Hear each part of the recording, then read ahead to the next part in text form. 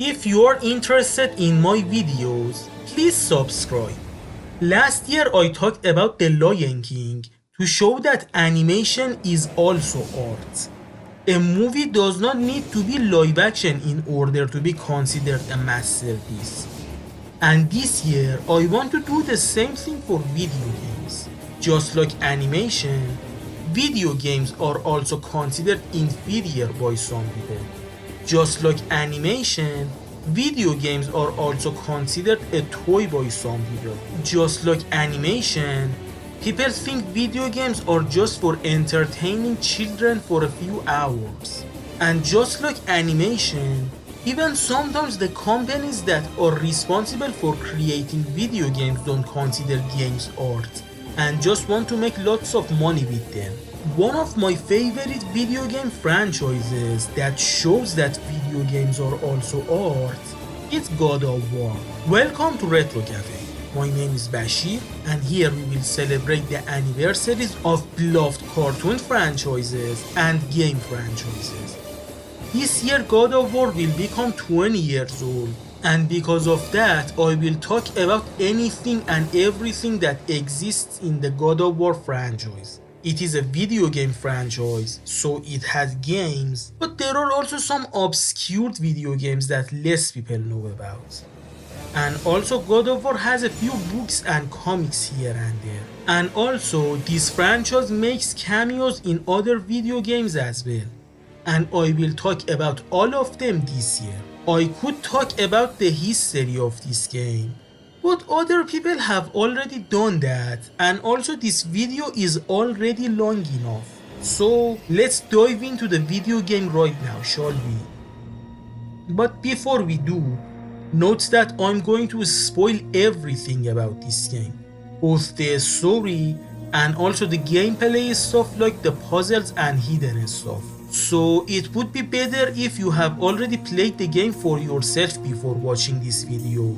But if you haven't, don't worry. In my opinion, the God of War games are in a way that even after being spoiled you can still enjoy them. So if at the moment you don't have the opportunity to play this game for yourself, you can still watch this video, and when later you do find the opportunity to play this game, it won't harm your experience. Also, this game has 4 difficulty levels: easy, normal, hard and very hard. For this video I played and finished the game on all 4 difficulty levels, but today my focus would be on very hard mode and easy mode, because normal and hard mode are basically experiences somewhere around in between these 2 experiences. So let's start. The classic God of War games happen in ancient Greek mythologies, and you play as a man named Kratos. We start the game at the Aegean Sea. You can move with the left analog stick. With the right analog stick you can roll, which is useful for dodging.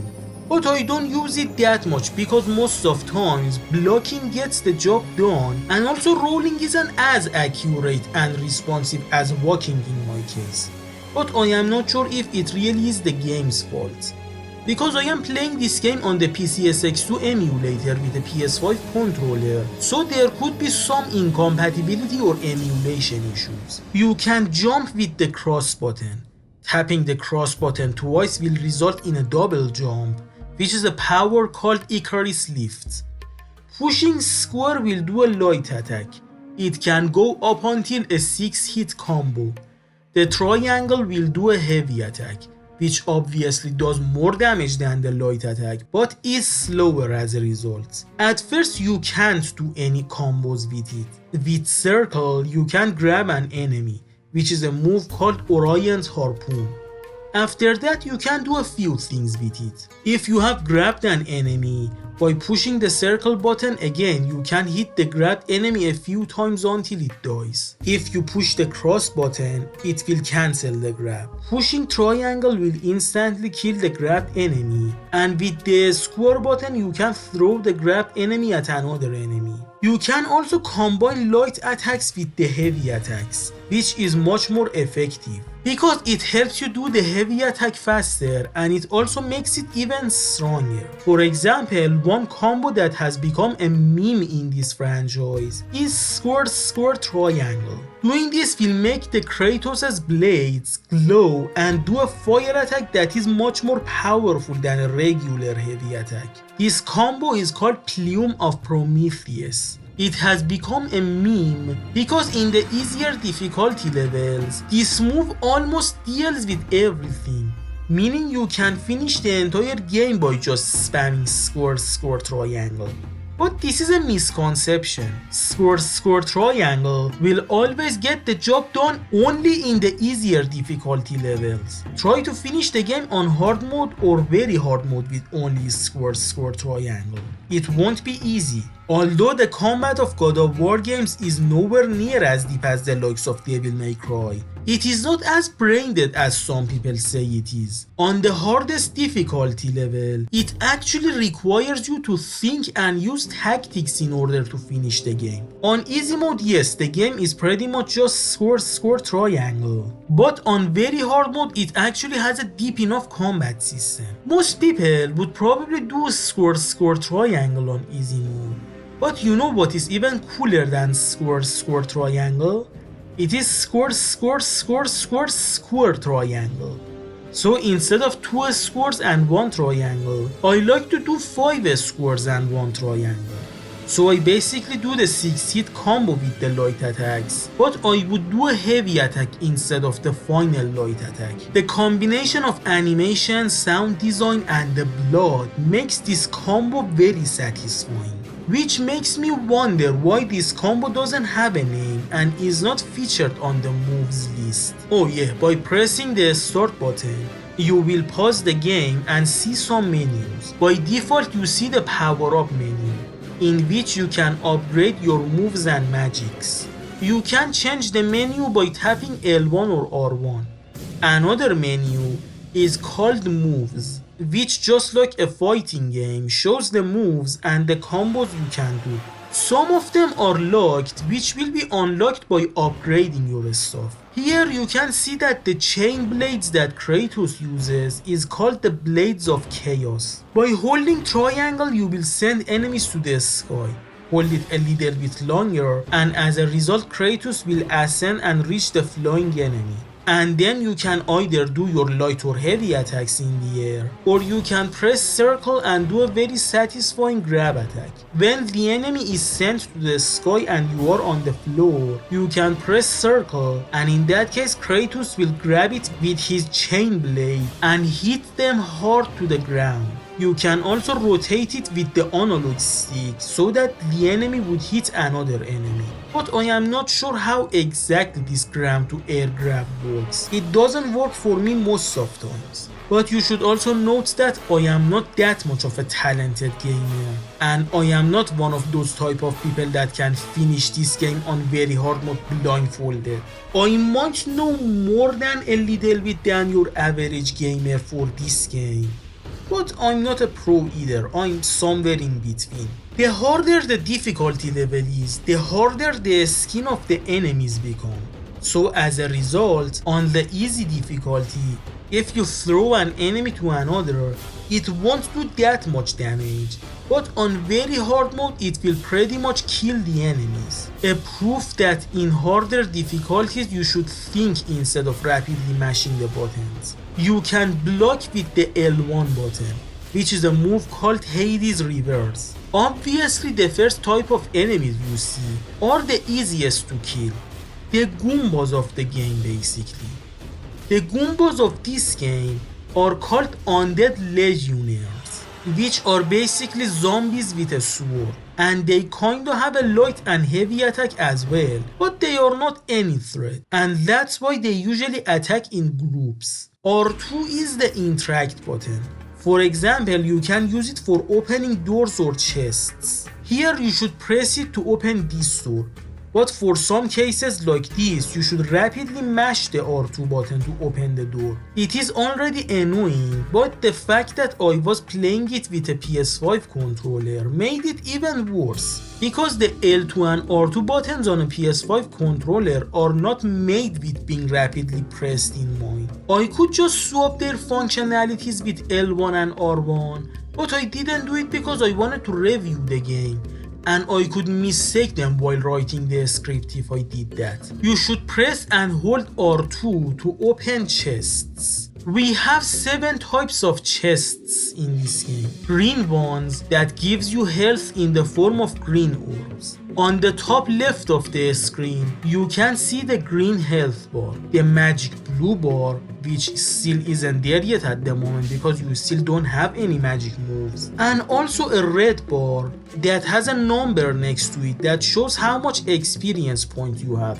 which is used to upgrade your moves and magics. You can also see what magical power you have chosen, which is blank at the moment because again you don't have any magic attacks. There are blue chests that give you magic in the form of blue orbs, and there are also chests that change their color from green to blue or vice versa once in a few seconds, so you choose to increase your health or magic. The chests always completely fill your health or magic bar. There are red chests that give you experience points in the form of red orbs. You can also get red orbs by killing enemies. Also, when you are in combat, on the right of the screen, you will see a number that is your combo meter. The more you hit enemies, the higher the number goes. But if you get hit or don't hit any enemy for a while, it will go back to 0. There are a few specific numbers that when you reach them, they will directly add to your experience points without any red orbs. There are also 3 types of non-colored chests. Some of them gives you red orbs. Some of them gives you a Gorgon Eye that collecting 6 of them will increase your maximum amount of health, and some of them gives you a Phoenix Feather that collecting 6 of them will increase your maximum amount of magic. If you already have collected all the Gorgon Eyes and Slash or Phoenix Feathers, they will give you red orbs instead. There are some breakable objects that if you break them you will get some red orbs. A Hydra will attack you. Each time it moves its ear thingies, you have to hold the block button. When the Hydra receives enough amount of damage, it will be knocked out and then a circle appears above its head. If you press circle, it will start a quick time event. If somehow you don't know what a QTE is, it basically is one of those moments in games that a button appears on the screen and you should press that button. God of War is famous or infamous depending on the person for having QTEs. Even to this day that barely any game has QTEs in it, God of War still has them. I think God of War and Sonic the Hedgehog are the only video game franchises that still have QTEs in them. The first QTE of this franchise is simple, because this one only has triangle and it never changes. After that, we reach a platforming section. This game has lots of it. The first game is kinda an action platformer. Most people don't like it, but I actually like it because action platformers, or platformers in general, are my favorite video game genre. I actually don't like the fact that from the second game, we started seeing less and less platforming sections in each game. So much that eventually they completely removed the platforming from the franchise. Seriously, the modern games don't even have a jump button. I went through the 5 cycles of grief first time playing a modern God of War game. There are some narrow platforms that you should walk on. If you fall, Kratos will grab the edge of it, and you should press cross quickly to climb up back to where you fell from. But the first platforming section is safe. If you fall, you won't die, which is a good level design. Every game, each time it introduces a new gimmick, it should be in a safe place so that the player won't die. Because the player should first learn the mechanism in a non-stressful way that is not too punishing. When you have made sure that the player has learned the lesson, then feel free to make it difficult. After the platforming section, we see that a man doesn't want to be saved by you. Yeah, during the game, we see some people refer to Kratos as a monster, and also a few times we see that Kratos is doing some stuff that are not 100% heroic. God of War is one of, if not the most famous series of games in which you are playing as an anti-hero instead of a 100% heroic character. Kratos is a morally grey character. Light grey in God of War 1, dark grey in God of War 2, and almost black in God of War 3. During the classic God of War saga, Kratos goes from chaotic good to chaotic evil. Some would say Kratos used to be a one-dimensional character that only knows anger. But this is another misconception.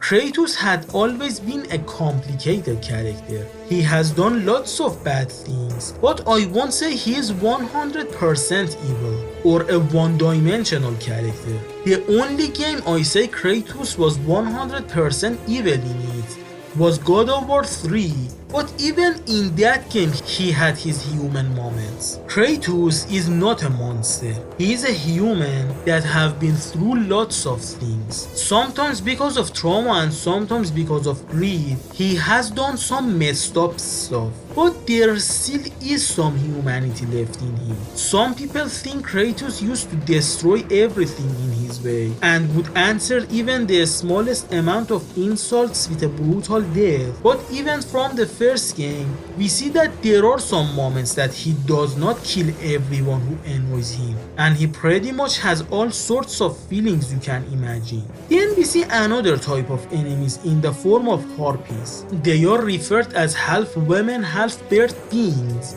but to me they look like some weird looking bat creatures, and just like any bat in any game, they are annoying. But we haven't reached the most annoying versions yet. They can attack with their fangs and claws, and they sometimes dive into you. They aren't that much of a threat, but they also usually attack in groups, and they mostly exist to annoy you rather than kill you. The easiest way is to grab them, because Kratos will instantly kill them in that case. But unfortunately it doesn't give you red orbs, so use the blades if you are in need of red orbs. There are also a few humans here that killing them will give you green orbs. Kratos also grabs those innocent humans by default. You can say it proves that he is a monster, but I say these are just for gameplay reasons. Not everything that happens in gameplay happens in the lore and story. Then again, a Hydra shows up. It has a move in which it rotates that you can block it. It can also grab you. In that case, you should rapidly mash circle to escape. But don't tire yourself. You don't need to start pressing the exact moment it grabs you. Just start pressing when you see a circle on the screen. This is true in all the situations in which you should rapidly mash circle or any button. It can also hit the floor hard and you should dodge these ones. Blocking doesn't work. If you get too far, it can make you get near it by inhaling hard. It can also try to bite you, which can be blocked as well. After dealing with the Hydra for the second time, you should swim for a very short while. At the moment, you can't dive underwater, and you just can move on its surface with the left analog stick. In the first platforming section, you would fall in water if you fail. And it has a part that looks like there is something hidden under it, but there actually is no secret in it, because there is no new game plus mode in this game in order to dive into water using the powers you will get later in the game at the beginning of it. There are some rumors about a remastered collection of all the classic God of War games for PS5, and even if it is just a rumor, why is it just a rumor? Sony, Santa Monica, don't you want to make a remastered collection? Do you hate money or something? And also don't just remaster the mainline trilogy. Also remaster the spin-off games as well. I wouldn't be mad if it was in a separated collection, but I would really appreciate if they are all in one collection. Also include the more obscure stuff like God of War Betrayal as well. Don't just give us the stuff in PS2, PS3 and PSP. There was also a text-based adventure game on Facebook or something, wasn't it? Find a way to include that as well. Also, you could go the Sonic Mega Collection Plus and Sonic Gems Collection way and include some extra stuff like the comics and the novelizations. One important thing that I would want in a God of War 1 remaster would be a New Game Plus. Then add something hidden here so that in a New Game Plus I would dive down and find it. After a very brief swimming section, we reach a climbing section. Again, you move with the left analog stick. You can press cross to move faster, and you can also do a light attack and heavy attack and also the grab in these situations, with less control and lack of combo moves of course. Then another section of passing narrow platforms. There is just one problem, that is this rock here. If you fall here, you will fall to your death because of this rock. There are a few more situations like this and I want them to be fixed in a remaster because it's annoying. You will reach a glowing light which is the save points of the game. You can save the game by pressing R2. Then you will reach the first puzzle section of the game, and it requires patience. By holding R2, you can hold a box and you should move it with the left analog stick. You can also hold cross to kick the box and make it move faster. But be careful because there are some undead archers that can destroy the box. They can also hit you with their bows if you get near them. Just like most archers in most games, they are pathetic when they are in low numbers. But in a high number on harder difficulties, they are quite annoying. You should reach the wall with the box in order to use it as a platform to jump higher and reach the rest of the game.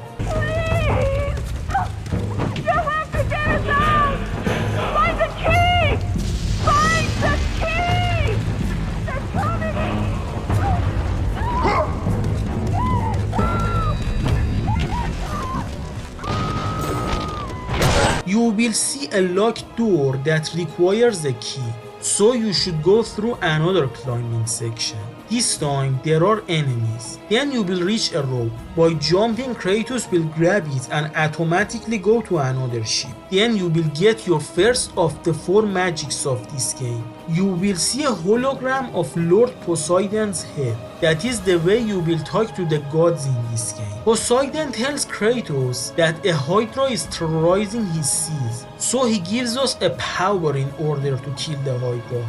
The magic is called Poseidon's Rage. You can use it by pressing the right D-pad. You can activate your magical powers with the L2 button. It's kinda a screen nuke. When you use it, lightning will hit Kratos and it will damage all the enemies around him. I think it hits each enemy from 10 to 14 times. So it gives you a high combo. At first you can use this powerful move 3 times with a full magic meter. Then you will reach one of the only 3 boss fights of this game.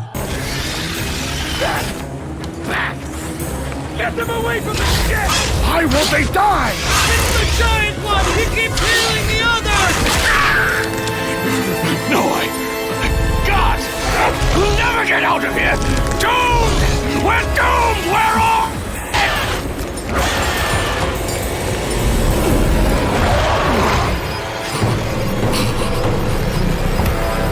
Poseidon, save me!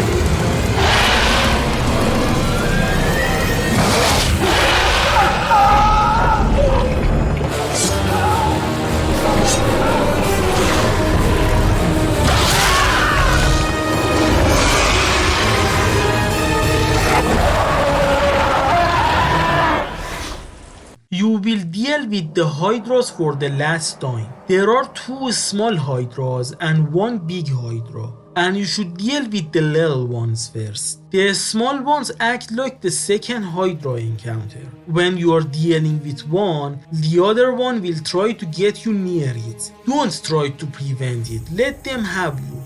The Hydra battles will be over much sooner if you just stay near them and attack fast. Trying to avoid them would just make the battle slow and tedious. When you deal enough damage to a Hydra, it will be knocked out, but the big Hydra will heal them, so you should trap them. The camera tells you that you should jump on the boxes next to the knocked out Hydra in order to jump on this platform, which will fall and stab the Hydra, and it will immobilize the Hydra. Do it fast before the Hydra gets up. After dealing with the small Hydra, you should climb to reach the big Hydra. The big Hydra can roar, which will send you down, but you won't fall if you are blocking. It can also bite you, but if you use the Poseidon's rage when he does, you will avoid being damaged and also do a significant damage to the big Hydra. If you run out of magic, then dodge instead. After a while, it will be knocked out and you should grab him and then rapidly mash circle. It does heal itself, but don't worry. What you need to do is to use the Hydra's head to damage this stick, and you should repeat this cycle until the stick breaks. Then you should knock out the big Hydra one last time, and then with a QTE, stab the Hydra in the eye and kill it. Kratos is so strong that he can hold a being this big. By killing the big Hydra, the small Hydras die as well. Then we need to get inside the mouth of the big Hydra. We see that the boat captain that the Hydra tried to eat is still alive in his throat, but holding for dear life. Normally the protagonist will help people in need, but not in the case of Kratos.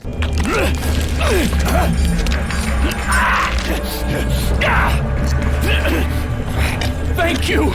Thank the gods you came back for me! I didn't come back for you.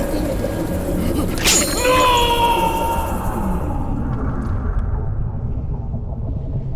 Some would use this cutscene to show what a monster Kratos is. Even Kratos himself. In the Valhalla DLC of God of War Ragnarok, Kratos refers to this moment as one of his most monstrous moments.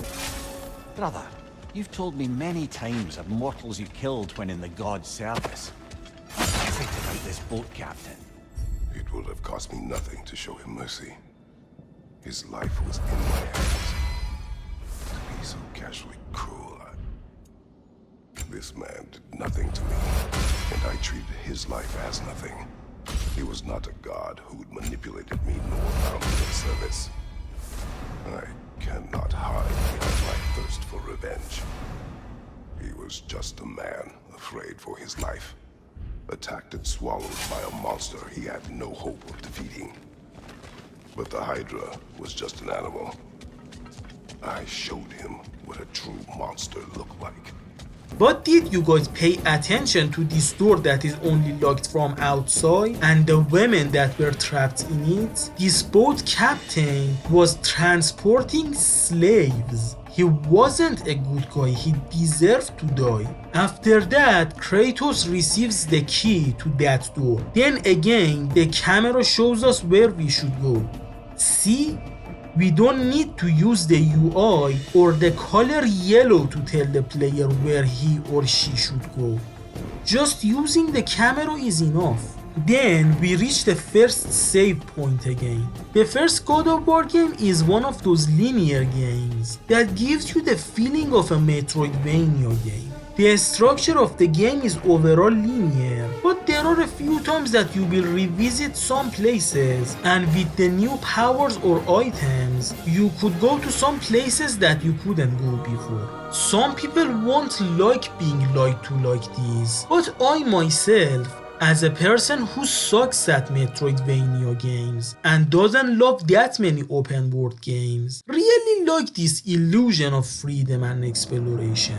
Kratos reaches the door and opens it, but it's too late. Kratos killed the undead soldiers, but only 2 of the women survived. This is something that kinda traumatizes Kratos. At the moment, Kratos is seeking redemption because in the flashbacks, we see that he used to kill innocents a lot. Then we reach one of those moments. The old God of War games are also known for these. Some would say this is treating women like objects, and some would say this is actually a storytelling technique because it shows that no matter how much Kratos drinks or plays a specific kind of minigame, he won't forget the terrible things he has done in the past, and the guilt will continue mentally torturing him. But what do I think? Well, for this case, I would say it is one of those very rare situations that they shouldn't do the whole show don't tell thing. I know that at least in the first game, this was just a tool for storytelling, and there wasn't any bad intentions behind it. They're just showing how it used to be in that times. But I also understand that some people would be offended by it, or would say this stuff belongs to some specific websites and not in a video game. I think the best way would be giving the option to the player. The game could have two modes, one mode including those stuff, and one safe mode for people who would be offended by it, or for when the house is not empty, or for streaming and content creation purposes. I mean, look at the video right now. It's so tedious to remove some stuff or blur some sections or cover some places or trim some images. So yeah, don't censor it in the rumored remasters. Instead, have an optional save mode in order to satisfy both sides of the conversation. Athena! 10 years, Athena. I have faithfully served the gods for 10 years. When will you relieve me of these nightmares? We request one final task of you, Kratos. Your greatest challenge awaits in Athens, where even now my brother Ares lays siege as we speak. Athens is on the verge of destruction. It is the will of Ares my great city fall. Zeus has forbidden the gods from waging war on each other. That is why it must be you, Kratos.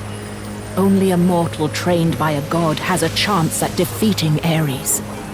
And if I am able to do this, to kill a god, then the visions, they will end? Complete this final task, and the past that consumes you will be forgiven. Have faith, Kratos. The gods do not forget those who come to their aid. Leaving the rotting carcass of the Hydra behind, Kratos set sail once more. His greatest challenge and freedom from his growing madness lay before him in the ancient city of Athens.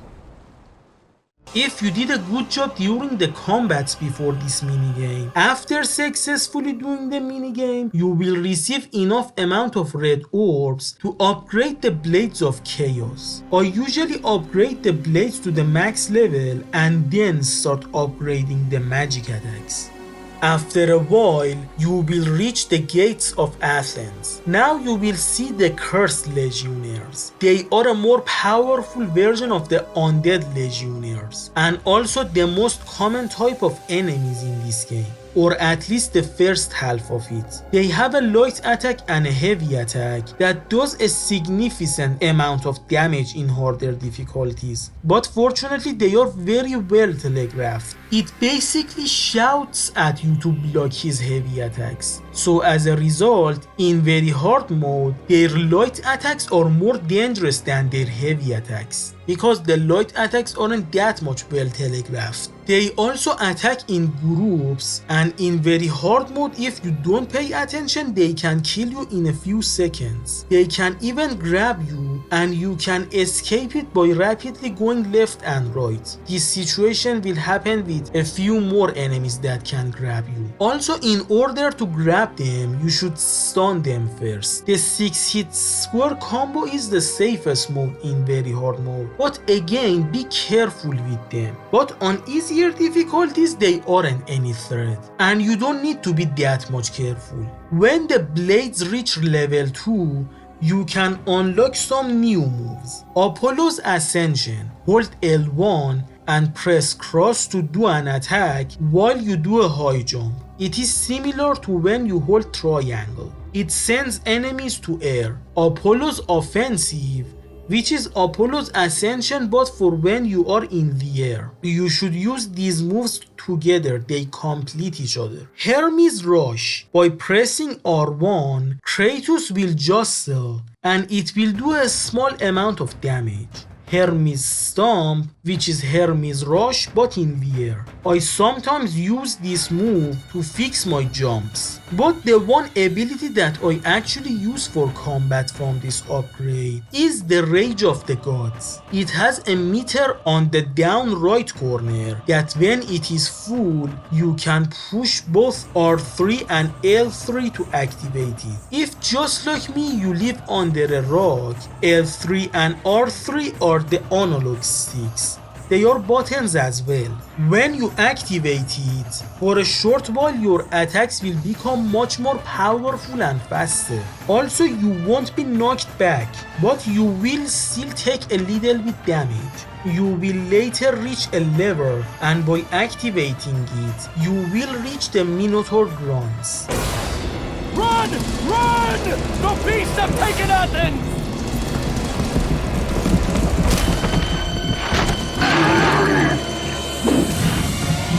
Look out! No! No! Stay away from me!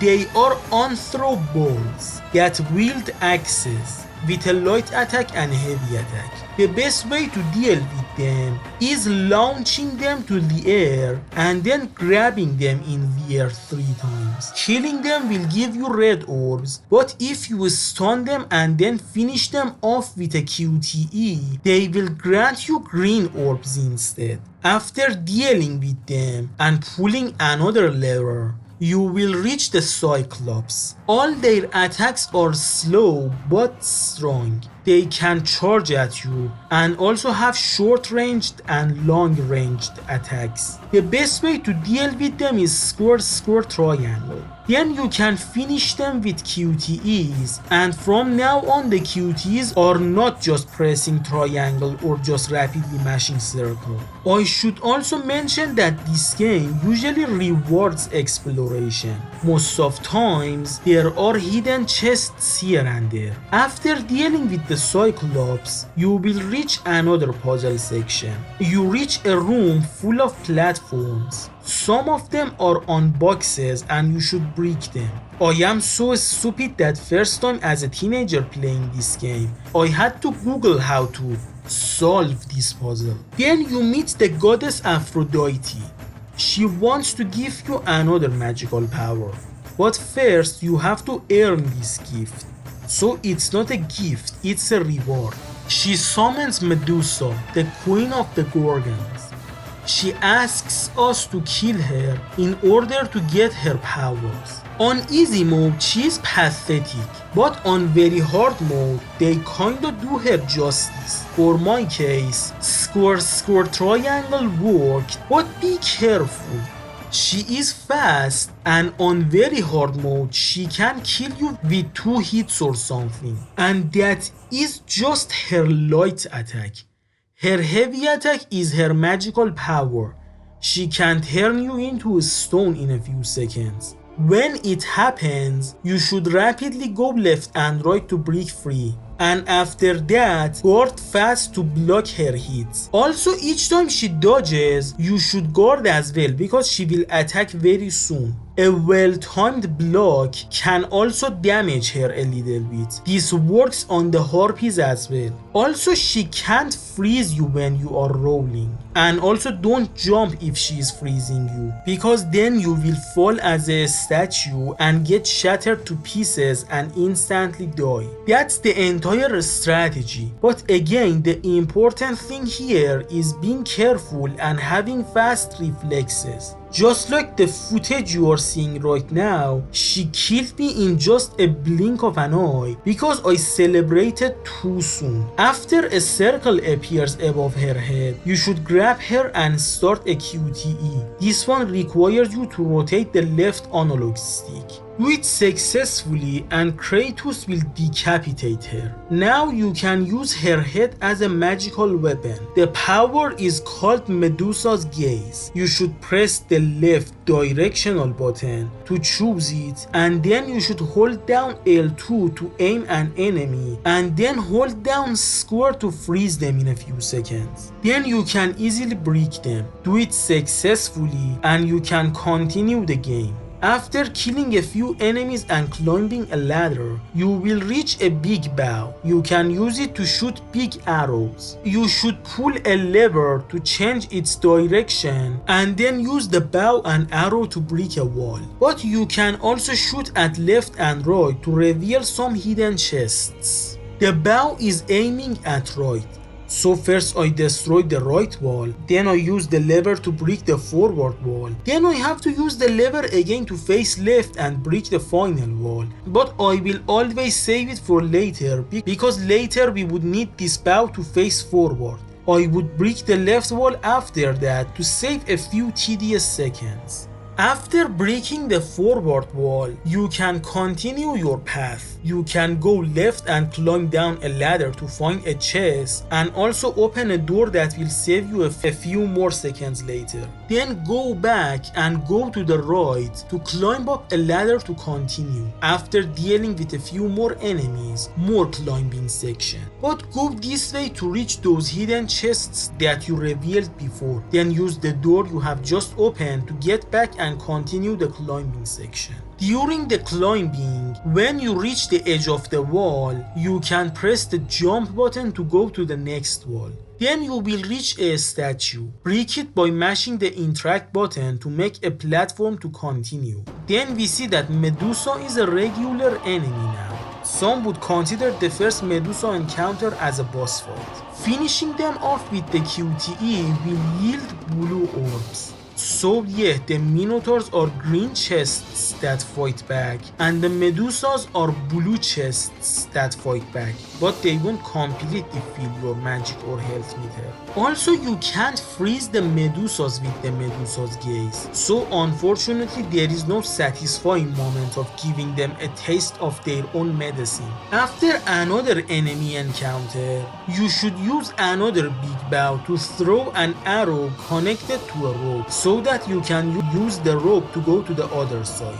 While moving while hanging from the rope, if you press cross, Kratos will let it go. Pressing square will do a quick jab, triangle will do a long but slow swipe, and circle will grab and kill the enemy in one single slow move. On other difficulties, it isn't a threat. But on very hard mode, this first rope encounter is a nightmare for me. I'm sure it just needs good timing, but again, I am not that much of a talented gamer.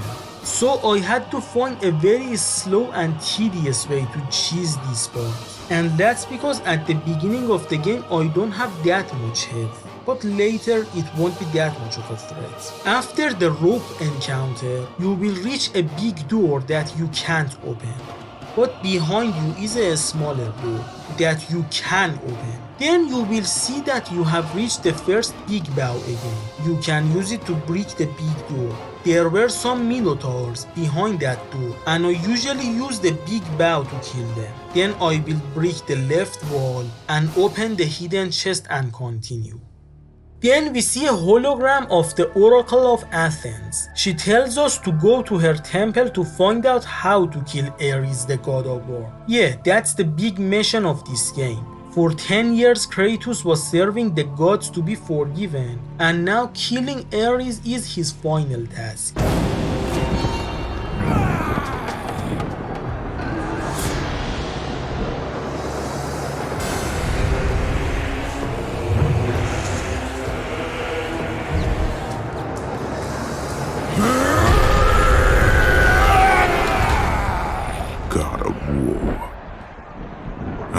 Forgotten you. For what you did that night, this city will be your grave. Here I will upgrade my blades to level 3. You will unlock the Cyclone of Chaos that you can do both on floor and in the air. You should hold down L1 and then press square to do many hits to the enemies. This is my least favorite move in this game because I don't find it that much useful, and also there are so many situations in which I died because of this move. Sometimes I just want to guard, but the timing of blocking and attacking isn't very accurate, and Kratos will do this move instead of blocking. So as a result I become vulnerable and die. Spirit of Hercules lets you do a 3-hit combo with your heavy attack. Valor of Hades is the same except instead of the final triangle you press square. Again, not very useful because the combo of square square triangle or 5 squares 1 triangle are cooler and more effective. But again we have one very fun and useful power called Hades Revenge, which is the parry mechanism of the game. If you block the attack, the moment the enemy's weapon will hit you, you will go into parry mode for a second, and you can either press square or triangle or R1 to do a powerful attack. Each of them do a different animation. Triangle is my favorite and R1 is my least favorite. This is so fun that makes me wonder why we don't have the parry mechanic from the beginning of the game. Before getting this power, I want to do the parry a few times and I just forget that I don't have it yet. Then you can go right to find a chest, but you should go left for the least amount of backtracking. You will reach another puzzle section. There is a button that if you stand on it, a gate will open, but you obviously can't stand on it forever. So instead, you should freeze an enemy on it and then cross the gate fast. Then you will reach a place full of chests, and you can easily reach all of them except for one, which requires you to use this box as a platform, but the minotaurs can break it. So I had to restart from the last checkpoint a few times to reach the chest. You can press the select button to pause the game, and then you have the option to continue or open the options menu or restart from the last checkpoint or quit the game. The rest of the chests are easy. Just break the doors and also jump on the houses that are short enough. Here you can increase your maximum amount of health for the first time. Then you find ropes that you can swing from by holding circle and jump to another rope by pressing cross. You can also rotate and go up and down with the left analog stick in order to find some hidden chests. Then you reach the Athens town square. Here you can break statues to get red orbs and break doors to find chests. Then you will see the Cyclops brutes. They use a gigantic bone as a weapon. They can also stomp Kratos or pick him up and throw him hard on the ground. Also, the grab here is annoying because sometimes Kratos will aim the people instead of the monsters. After killing them, you can continue. A woman is running away from Kratos. On the way, there are some breakable walls and some of them have chests behind them. I know who you are. I know what you've done. Monster. Wait! Stay back! Get away from me! The woman will fall to her death while running away. You should reach her corpse and pick up her key, then go through the same way again. But this time you will see magic legionnaires. They are the undead soldiers, except they have a magical shield that you should first break them with square triangle and then kill them, unless they are in the middle of being summoned. In that case you can kill them without breaking the shields, which is very satisfying. Then you can open a door with the key. After passing through a tunnel, you will reach vines that you can climb. When you reach the top of it, you should pull back the left analog stick and double jump to reach the other wall. Then you will reach the wraith.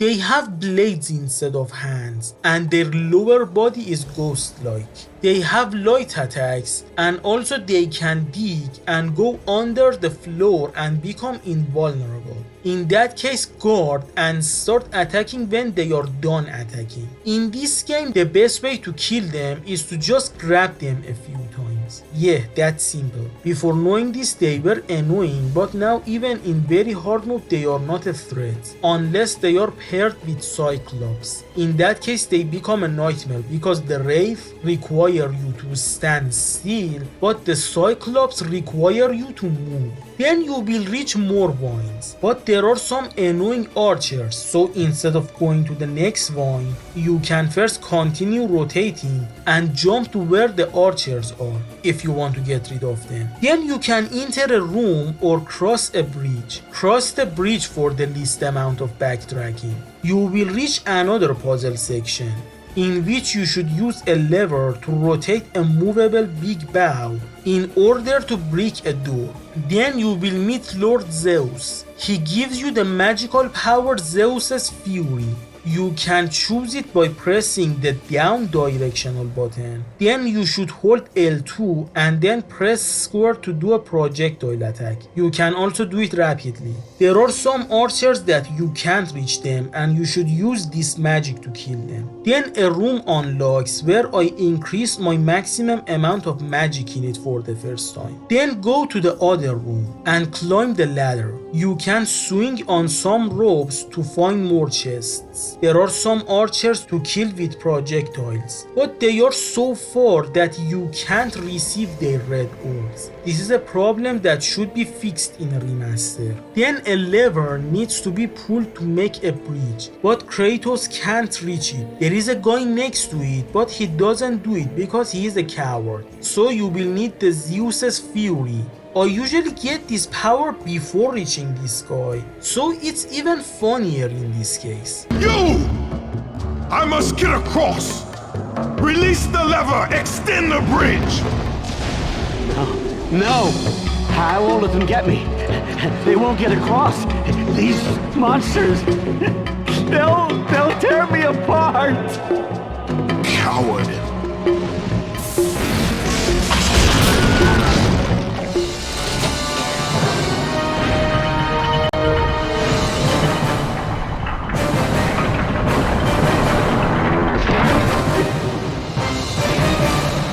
After a while, you reach Athens town square, but we are at top of it. We see the oracle being kidnapped. There are a few chests that I used to waste at least 10 minutes to get them each time because I was doing it wrong. So let me save you your precious time and show you how to actually do it. After following the oracle, we reach an encounter with fire harpies. They are the most annoying enemies in the game. They are like regular harpies, but with one additional attack. They can go high out of reach and then aim and dive bomb into you and explode and do a significant amount of damage to you in very hard mode. Also, sometimes I want to roll to avoid this move, but they are so fast that they damage me anyway, and then Kratos decides to roll when there is no need for rolling and I just lose the opportunity to grab and kill the fire harpy. There are also Medusas to make the situation worse. Then you will see a gravedigger. He seems to be a Rafiki kind of character, but in later games they show that he is Zeus in disguise.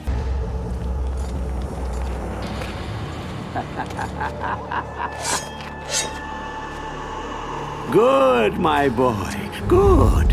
Athena has chosen wisely. I knew it was so. Who are you? So, you have the blades, the skin as pale as the moon. You are the one indeed. Perhaps Athens will survive at that.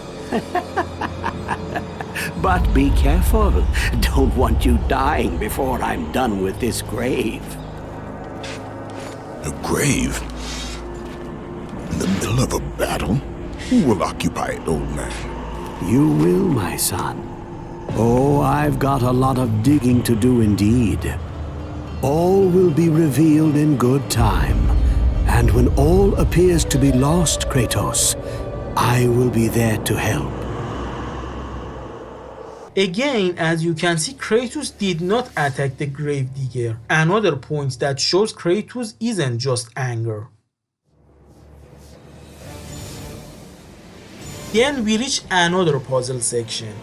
There are some holes that harpies come out of them. You should cover them with statues. Then another platforming section, in which you can find a hidden chest. There are also these two chests that I used to think I need to go up in order to get them, but no, you can reach them from down there as well. When I reached the next save point, I could upgrade the blades to level 4. Now we have the power Rising Helios. You should hold L1 and press triangle. It's kinda like L1 plus square. And also Falling Helios, which is Rising Helios but for when you are in the air. Hermes Fury, which allows you to do a 3-hit combo with R1. And finally Achilles Fleet, which allows you to press cross after rolling to do a fast attack. All of these moves just look cool and I don't use them that much. Then you reach another puzzle section in order to save the Oracle from falling to her death. You should put one statue on top of another one and then put them in a place to use them as a platform. But before that, look around for hidden booties. Then you must do a short platforming section in order to save the Oracle. It's easy. After saving the Oracle, she will open a gigantic door for Kratos to start his journey to the Pandora's box, an object that Kratos needs to kill Ares. But before it, she reads Kratos' mind and sees his dark past. This annoys Kratos, but again, against what some people think, Kratos did not go rage mode to kill her. Then you will pass through a small door and see a gigantic sword that is a bridge and also some stairs. Climb the stairs to get a chest and then cross the sword bridge. It will lead you to the sewers. After multiple enemy gauntlets, you will go back to where we first met Ares. This time go to the right because that giant door is unlocked now. In the sewers, the Minotaur hammer grunts and cursed archers are common. Minotaur hammer grunts are like Minotaur regular grunts, except they use hammer and hit harder, and they can also stun you for a few seconds. The cursed archers are also like regular archers, except they hit harder when you get near them, and also their arrows can explode and knock you back a little bit.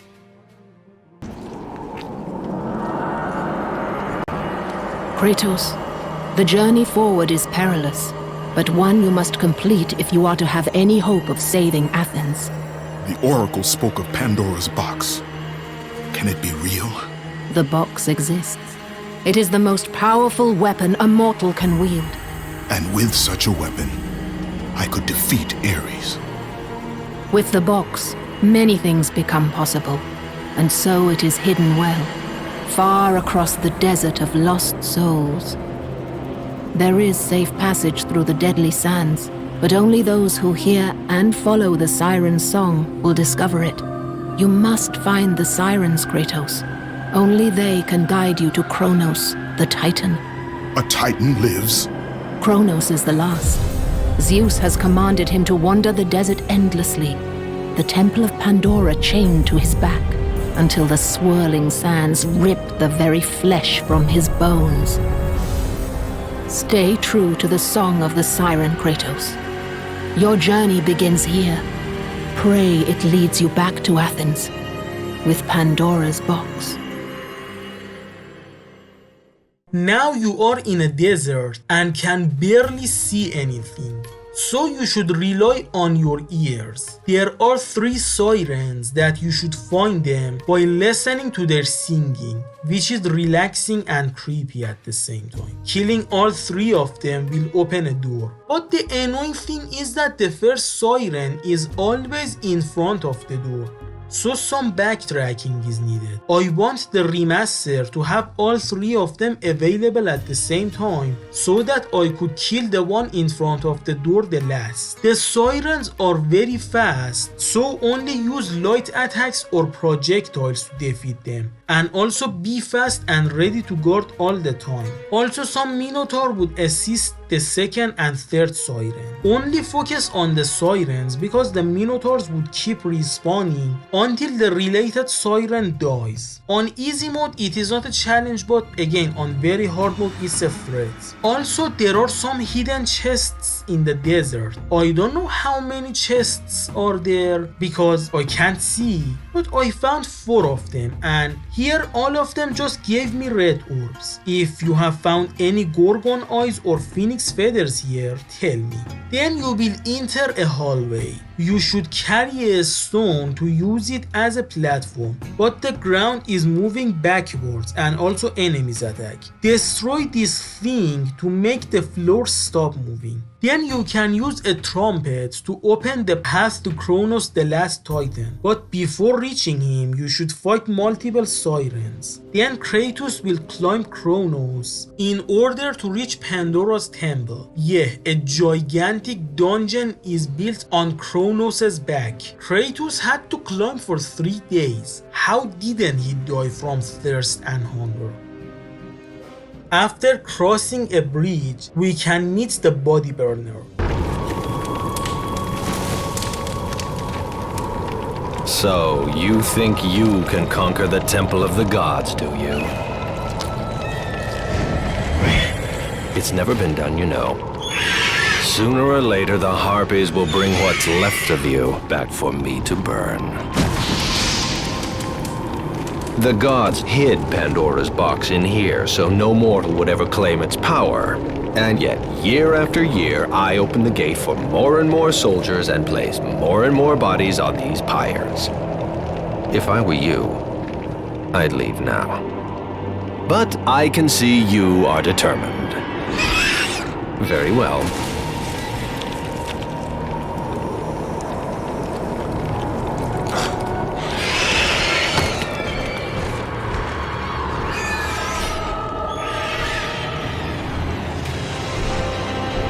May the gods grant you strength to conquer the perils that lay before you. Good luck, Spartan.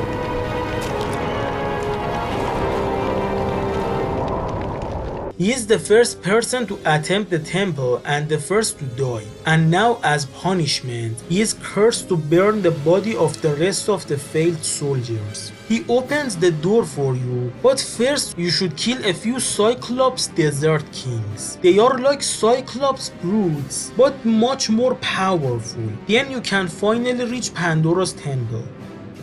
In it you see the Desert Wraith, which are just like regular Wraith, but slightly stronger. Then you will enter a ring-shaped place called the Rings of Pandora. It has a hallway with traps that you could cross. Then pull a lever to disable the traps. Then pull another lever to create a beam of light, but a door with the shape of a skull on it is blocking it. So you should find its key. Go back and pull another lever. It rotates the stage in one direction and it leads to 4 hallways, but it moves very slowly. In a remaster, I want its speed to be doubled at least, and so should the speed of upgrading your stuff. That takes a long while as well.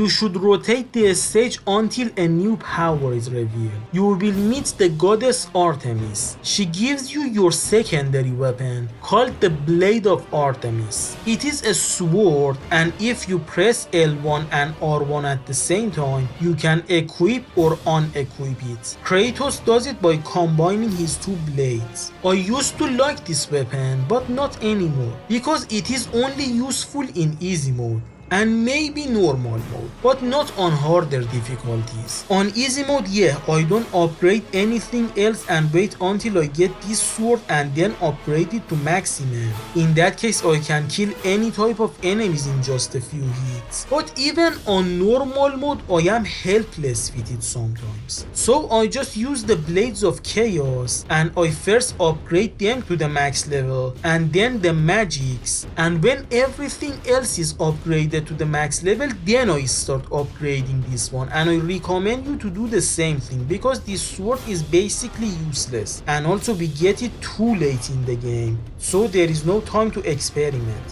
When equipped, you can attack with square, circle or triangle. You can also hold L1 and press them or cross to do a slightly more powerful attack. You can also attack with R1. It does have variety, but it is nowhere near as varied as the Blades of Chaos. Then you can enter a door or climb the stairs. Climb the stairs for less backtracking. And here we see the fallen legionnaires. And for the rest of the game, they will become the most common enemy depending on the difficulty level. They are like the cursed legionnaires, but even stronger. Then you will reach a lever, pull it and then use the revealed rope to reach the lower section. After a rope encounter, you reach a shield that you should pick up.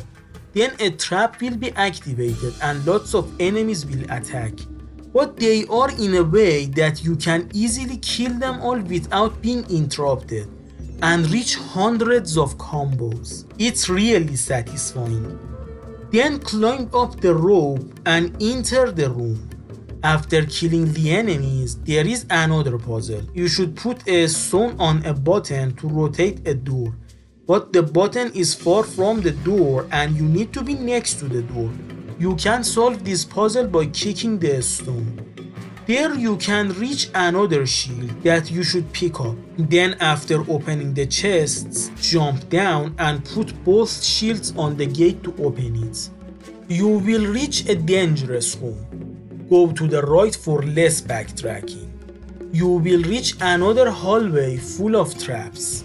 It will lead you to a bridge with fire harpies and hidden chests. Then a climbing section with more hidden chests. It will lead you to a timed combat encounter. If you are too slow, you will die. Winning the battle lets you pick up a handle. Now go back to the dangerous room and solve the puzzle. You should time it well and pull one lever after another and pass the door before it closes. You will reach another room with enemies in it. After dealing with them, put the handle where it belongs and rotate it. Also, don't forget to go behind the statue and open the chest to collect a Muse key. Later, it will reward you greatly. Also, this room has Minotaur warriors in it, which are more powerful version of hammer grunts, and also they are good at blocking your attacks. Then go up the stairs and pull the other lever. This will open your path. Also note that there are some hidden chests up here. You will see a grave. Open it. There is a skeleton in it. Separate its head by rapidly mashing the interact button. Then another room will open that will make you revisit a room. But on the way, we see a cutscene that shows even Kratos himself is traumatized by the horrible stuff he has done before. The wrecked bodies of those who had gone in search of Pandora's box lay before him, and at once Kratos knew who was responsible. For this was not the first time he'd seen the ruin Ares and his minions had left in their wake. Kratos had experienced it firsthand years before. The youngest and boldest captain in the Spartan army, Kratos inspired fierce loyalty in his men. It had always been enough to carry them through any battle. Until this day. The barbarians to the east numbered in the thousands, and descended on the Spartans without mercy.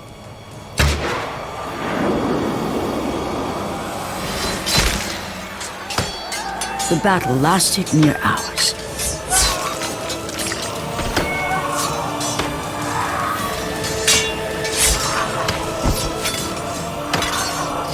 The discipline and training of the Spartans did little to stem the tide of the merciless barbarians.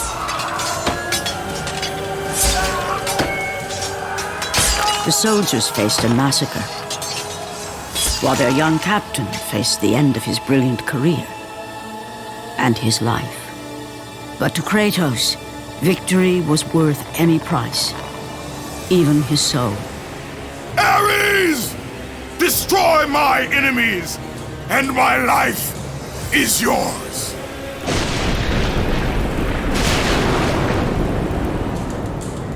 That desperate call for aid would come to haunt Kratos for all his days. By the gods, what have I become? Now you should use the skull to open the skull-shaped door. It will lead to a smaller ring-shaped place with a boulder following you. You should reach the stairs and walk on the boulder to reach a ladder and get rid of the boulder and continue your journey. You will see a new type of enemies, Cerberus Seeds.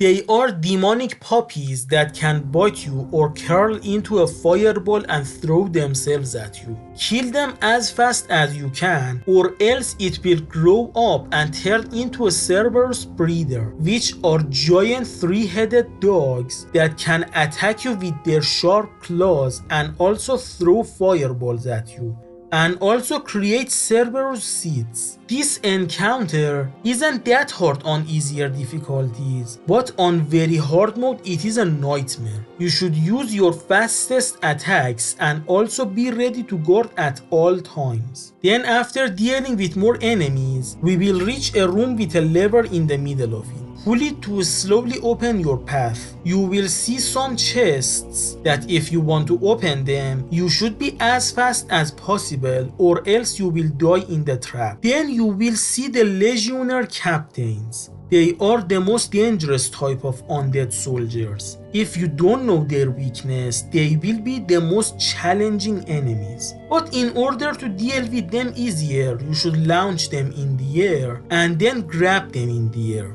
And also grab them on the floor when there is a circle above their head. But again, be careful. They are great at guarding and also their attacks are powerful yet fast enough. At this point I will upgrade my blades to the max level, and the upgraded damage and the new moves help a lot. There is this power called Lanes of the Furies that can be done both on floor and in the air. You should hold L1 and press circle to dive down and do the attack. It's much more powerful if you hold circle instead. And it's the only L1 attack that I use because of how strong and how satisfying it is. Each time I fail at launching these guys to the air, and as a result only I am in the air, I use this power. And also there is a power called Might of Hercules. With this power, you only need to use square twice. Only tap it the first time, but hold it down the second time. It will automatically do multiple powerful attacks, and the final one throws the enemies. But one thing it doesn't show you is that if you tap a square twice instead of once before holding it will do it much faster. So instead of square hold a square, do square hold a square. Start practicing it from here. You will need it at the end of the game on harder difficulty levels. Also now you have infinite magic when the Rage of Gods is active. After the Blades of Chaos, I upgrade Zeus's Fury to level 2. It will give you the ability Might of Zeus. When you hold L2, you can hold triangle to do a charged shot. Then I will start upgrading Poseidon's Rage to level 2. After killing the enemies, you should climb and go left, but first go right and open a chest and collect the second new skill. Now you reach another hall. There are some soldiers trapped in cages hanging from the ceiling. You should enter a room and pick up a handle.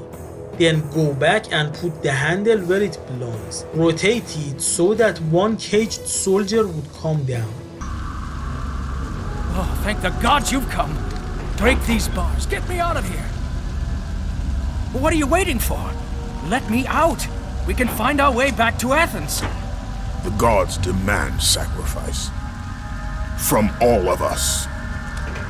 Oh, please. No.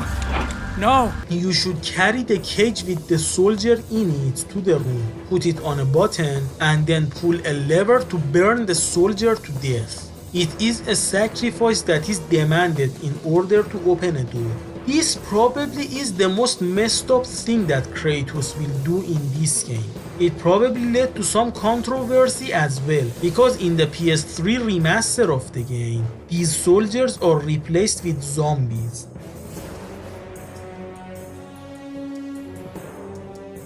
Also on the way, Legionnaire captains will attack. I used to be unaware of their weakness, so in the past, even on normal mode, this part would take a long time.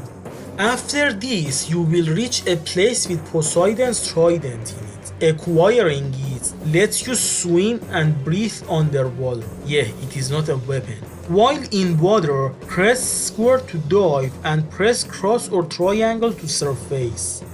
I like the underwater sections of this game because there is no need for combat underwater, so you won't feel limited, so you can relax and only focus on exploration. So as a result, I have fun with the underwater sections.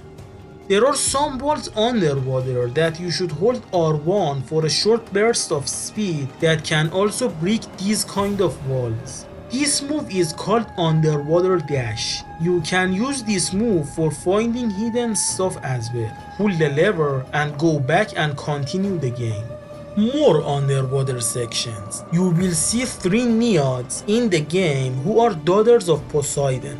You can kiss them by pressing circle. One of them will give you a phoenix feather if you do so, but she is hiding behind a wall. Behind this wall to be exact. If you know what you are doing, you can receive the final phoenix feather. Not literally the last one, but the game won't give you more Gorgon eyes and Phoenix feather if you collect a certain count of them. As you can see, I collected all the Gorgon eyes, but I am missing 2 Phoenix feathers, which means there are 2 hidden chests that I am still unaware of. Here you can go to the left for more red orbs, but be aware that it is guarded by a few Legionnaire captains. Then you should go to the right. It includes a trap, so you should use R1 to move faster and avoid being killed. After a hard challenge, you can pull a lever and open the way. I didn't used to pay enough attention, but now I know that there is a breakable wall here. The satisfaction of exploration is something that other forms of media don't have. Finding a new place that you were unaware of in a video game is like opening a portal to a new world. Here I will upgrade Poseidon's Rage to level 2. Now if you activate it, you can rapidly press circle to do even more damage. Then I will start upgrading Medusa's gaze to level 2. Then you will see another place with traps in it, and again you should use R1 carefully to survive. Then you will reach another puzzle, if you can call it that. There is a lever that will pull up big stairs. You may say it means that you should go up, but actually when the stairs go up, a hole will be revealed under them that you should enter. It is a very simple thing, yet smart at the same time. What is this situation called? Thinking outside of the box? Then you will reach the Ring of Pandora again. Now you can swim underwater so you can reach new places. But before that, rotate the ring until you see a golden door and then insert the 2 Muse keys into it to open the door.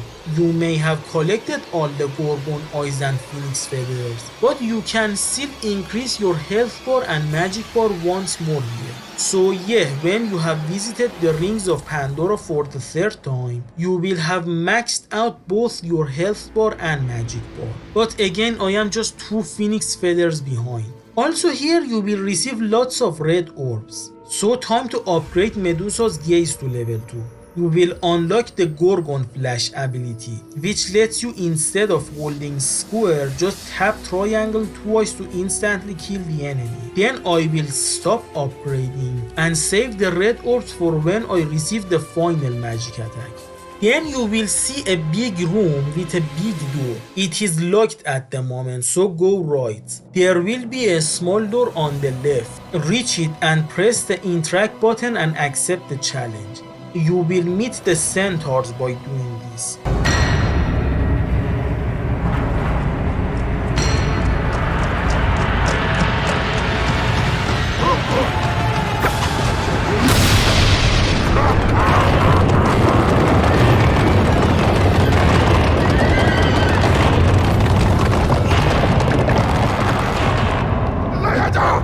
They are powerful yet fast foes that also have projectile attacks. There are 2 rings. You should kill 4 of them in each ring to do the challenge. They are very dangerous in very hard mode. So I have to spam Poseidon's rage, and when I run out of magic, I will launch them to the air. Then grab them in the air and make them hit the floor hard. And then hold L1 and circle to do a big damage. After doing the challenge, that door will be open. It takes you to a maze. It is full of different enemies. You should find and kill them all to open a door, and also keep an eye for hidden chests. It leads you to a button. Stand on it so that a statue of Hades would rise from a long hole full of blood. Dive into the blood and pull a lever. Then climb the statue and rotate its head to reveal your path. You will reach a hall in which fire boulders are rolling through. It is kinda a puzzle. There are multiple doors on left and right, and only one of them leads to exit. It's the 3rd one on the left, but you can also go forward to the end to find some chests. But be careful, the boulders won't instantly kill you except for here. Then you will see the Minotaur Tormentors. They are the most powerful version of the Minotaur, and also they can't be launched in the air except for when they are in the middle of being summoned. Then kill some archers before going to another rope encounter. Now thanks to the fully upgraded blade and health, it isn't a nightmare. After another gauntlet of enemies, you reach the upper place of the chamber. It is a tight platforming section. After that, you can unlock that big door. Then you will reach the second boss fight of this game, and it might be my favorite boss fight of the franchise. Pandora's Guardian. He is a gigantic minotaur with a full armor. Even on normal mode he can be a challenge, unless you have a fully upgraded Blades of Chaos. On easier difficulties it's doable, but on very hard mode staying on the floor is pretty much a death sentence. So you should literally have the higher ground. Then you can spam square hold square, but be careful because even with a fully upgraded health, he can kill you in 3 hits. Each time he uses his left hand, use Poseidon's rage or dodge, or else he will send you back on the floor. And each time he uses his right hand or both of his hands, you should guard. Each time he receives enough damage, he will run back and then run forward. Double jump in in this situation to avoid the fires. When he runs away for the 5th time, run towards him and grab him to start a QTE. Do it successfully to stun him, then run back and pull this lever to throw a log at him and break his armor. Then repeat this cycle until his armor is destroyed, and then throwing the log for the 3rd and last time will stab him to the door and kill him, and part of the door will break and let you pass. This is my favorite boss fight because it is kinda like fighting Dingodile in Crash 3 as a kid. At first it seems very hard, but the more you practice it, the better you get at it. The moment you get cocky, you will die. But if you are careful all the time and have faster reflexes, you are always at control. It's so satisfying that a boss that used to give you a hard time becomes totally helpless against you. I can just feel how angry he gets about the fact that he can't do anything to me. But again, even if for just a single moment you think that you are special and he is weak, he will shut your mouth. It gives you confidence, but it also keeps your ego in check. I love this type of a boss fight. Then you can go upstairs and get the 2nd skull.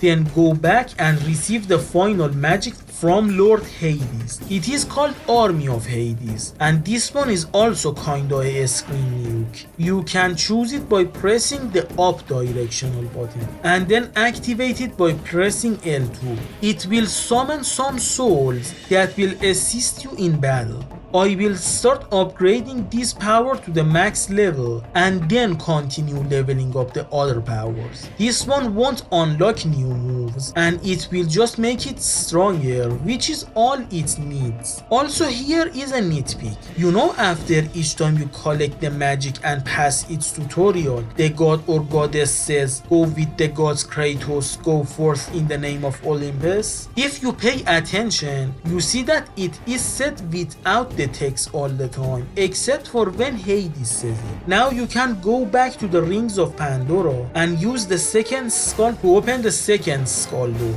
Now you should use the levers to rotate the rings in order to make both these crystals face each other. Now you should make that beam of light. And when the crystals are facing each other and you are approaching the specific lever, the camera is telling you well done without a single word. I don't need a text box to tell me good job. I don't need to get tons of experience points. I don't want to see a big number. Sometimes just a simple thing like this satisfies me the most. This game does wonders with the camera.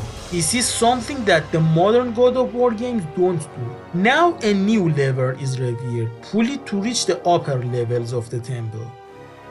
Now you will see the satyrs.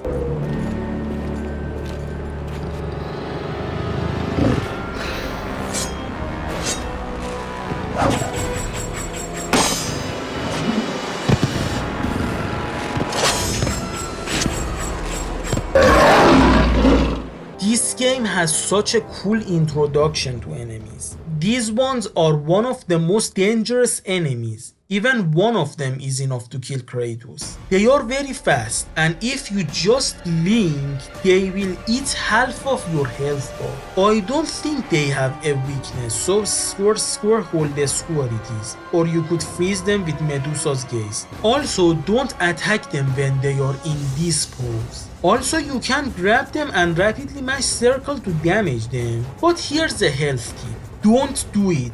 It will damage your hands and the controller more than the satyrs. Also, you can grab them in the air, but again it isn't very effective.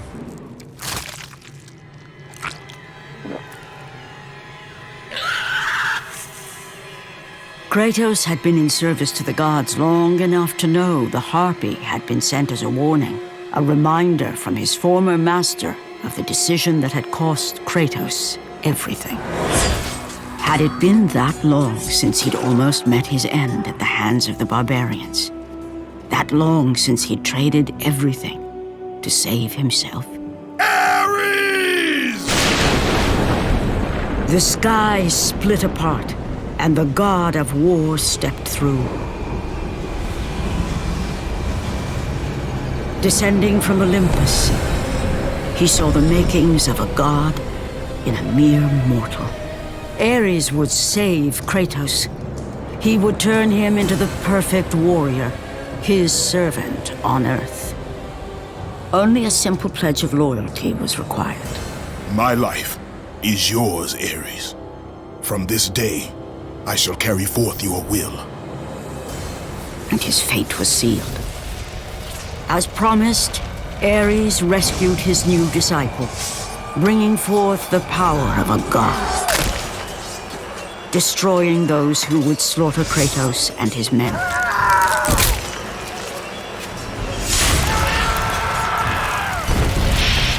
As for Kratos, no mere sword and shield would befit the newest servant of the god of war.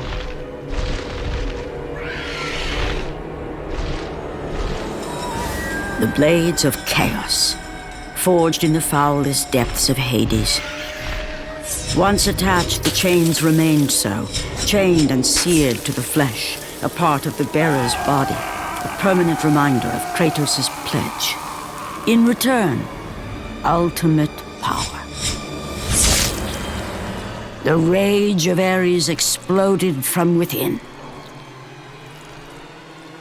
But soon, he would learn the true cost of such power.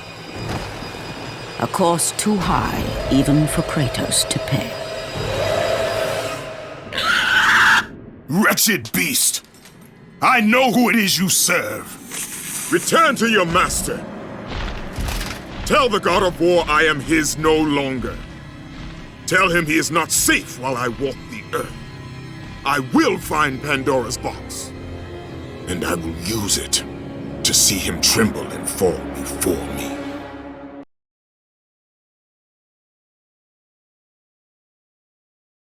After that, a section in which you should be careful that archers won't make you fall to your death. Then you reach a section that you should either go up or right. Go right for less backtracking. You will reach another hard encounter. If you want to use the army of Hades, be careful, because their first priority is with the enemy that is on the highest place. So first deal with them, so that the army of Hades would aim the enemies you want. It will lead you to a puzzle. You should carry a stone fast to this place and use it as a platform in order to reach and collect this red necklace. Do it fast if you don't want to die. Then use this rope and enter this cave to go and get the second necklace. Then you will reach this place that you should use the two necklaces. You can go to the right and find some red chests. Then go down here to get the second necklace. By this time I have upgraded the army of Hades to the max level and started upgrading Zeus's fury again. You will reach this room to get the second necklace. After an enemy gauntlet, you will reach another puzzle, which is basically a jigsaw puzzle made out of stones, or you could say it's some weird sort of a Tetris game. You should rotate some of them with this lever to make the puzzle complete. Again, my stupid teenager self had to Google this part a few years ago. Then a climbing section with a few hidden chests. Also, the end of the climbing section here always gives me a heart attack. I always fear that I'm gonna fall to my death. Now you have both necklaces to put here. They will extend the platforms and let you go higher. The path before Kratos was clear, but still, the memories came rushing back, as familiar and permanent as the blades chained to his wrists. Memories of what he'd done in the name of Ares. Memories of how he'd become a servant to the god of war. A beast, his humanity robbed and replaced only with the will to murder. No one was safe. Entire armies fell before Kratos and the soldiers who followed him on his unending path of conquest, all in the name of his master. Those who offered resistance of any kind were dealt with quickly.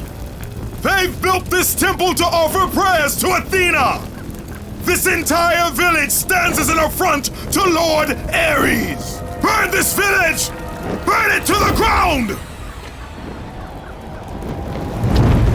Emboldened by the god of war, Kratos' army was ruthless, feared throughout the world for their brutality. All that mattered was conquest in the name of Kratos, their great leader, who had become near invincible. He feared nothing.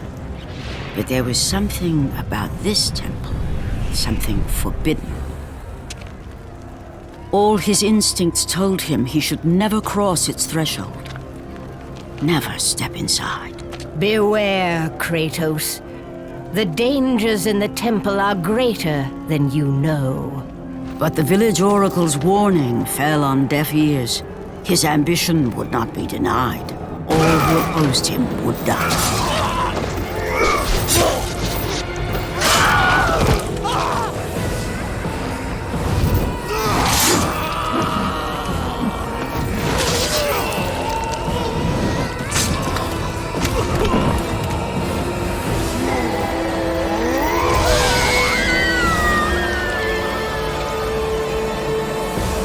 In that instant, the glory he had reveled in turned to horror.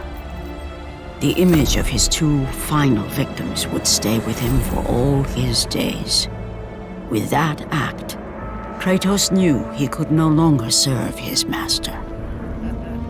He had but one calling now, the death of Ares. He would murder the god of war.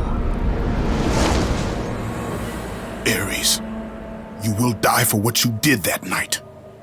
Then there are two rooms that you should swing from. But if you fail, you may need to redo some parts. I don't like it. I would rather die and restart from the last checkpoint instead.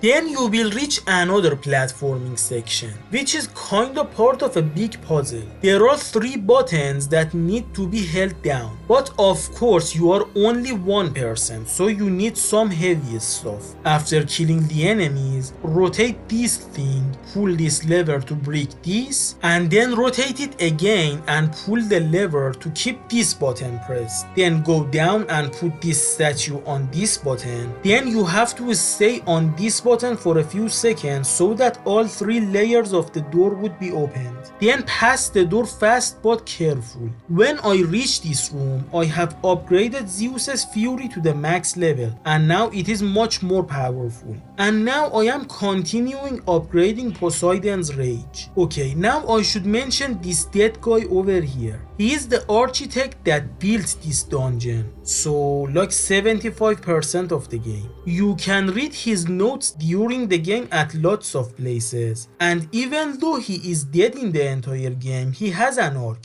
Through reading his notes and witnessing the madness of this dungeon that includes these corpses, we realize that he was chosen by the gods to make this temple, but the hardness of the job combined with the cruelty of the Greek gods drove him insane. As a result, he killed his wife and 2 sons and integrated their corpses into this dungeon, and even he himself died at the end. We should also decap his wife and use her head to open this gate and reach probably the most annoying enemy encounter. But a fully upgraded Blades of Chaos and Army of Hades will be a great help. After that, you will finally reach the Pandora's box. After 1,000 years, Pandora's box was at last freed of its confines.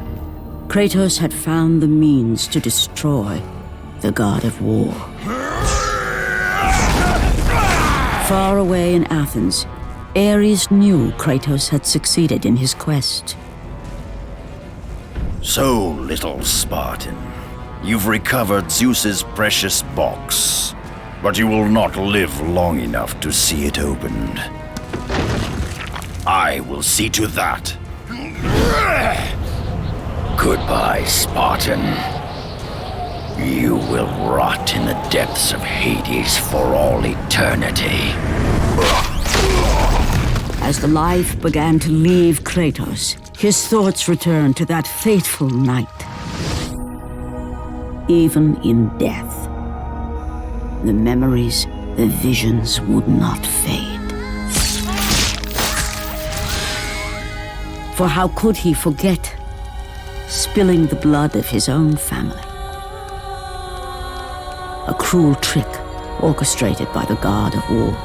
My wife, my child. How? They were left in Sparta. You are becoming all I'd hoped you'd be, Kratos. Now, with your wife and child dead, nothing will hold you back. You'll become even stronger. You will become death itself. But as the flames consumed the temple, Kratos realized his true enemy was the god who once saved his life. The same god who had now taken everything from him. Ares! From this night forward, the mark of your terrible deed will be visible to all. The ashes of your wife and child will remain fastened to your skin, never to be removed. And with that curse, all would know him for the beast he had become.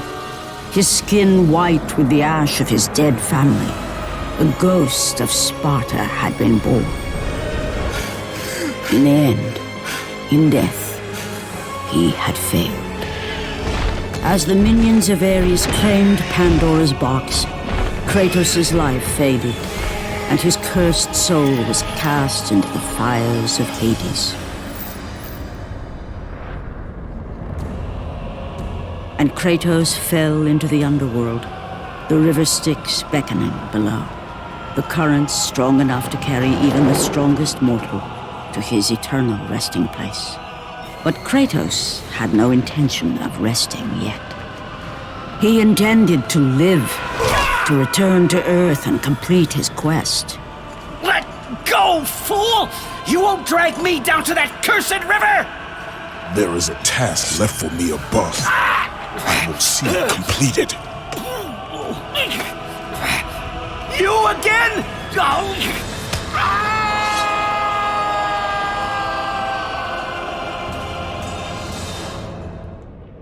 We are at the final level of the game, and it obviously is one of the hardest levels. The enemies of this section are made out of fire, meaning they are more powerful. But this level is hard mostly because of the platforming. Most people dislike it, but I actually like the challenge of this level. I'm a type of guy who loves platforming so much that I even like the challenge of Labyrinth Zone in Sonic 1. Yeah, I even like that level. Also, there are lots of chests here that gives you lots of red orbs. During this level, I upgrade Poseidon's rage to the max level. After a gauntlet of satyrs, you will make platforms to get out of here.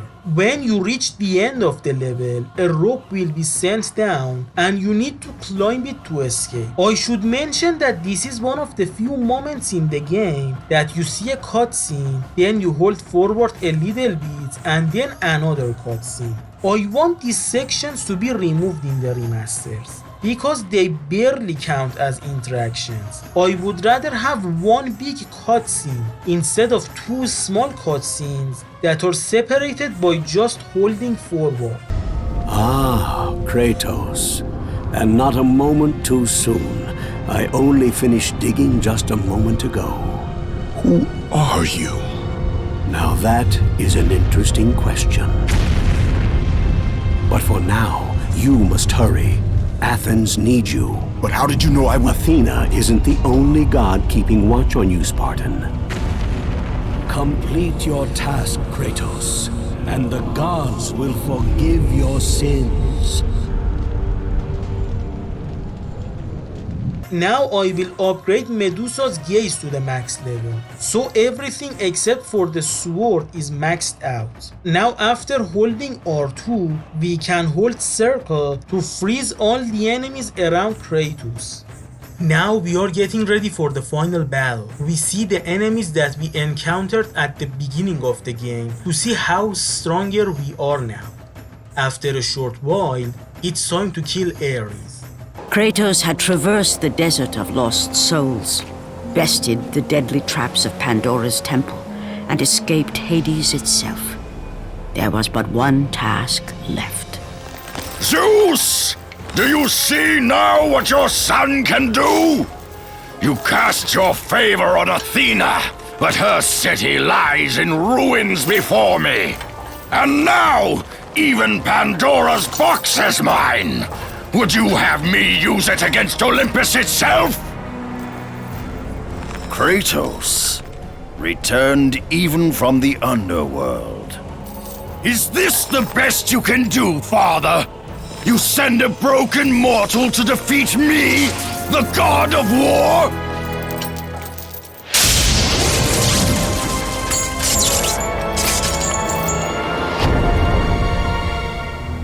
After thousands of years, Pandora's box was finally opened.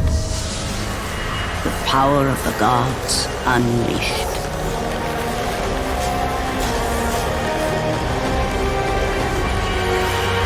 You are still just a mortal. Every bit as weak as the day you begged me to save your life. I am not the same man you found that day. The monster you've created has returned to kill you. You have no idea what a true monster is, Kratos.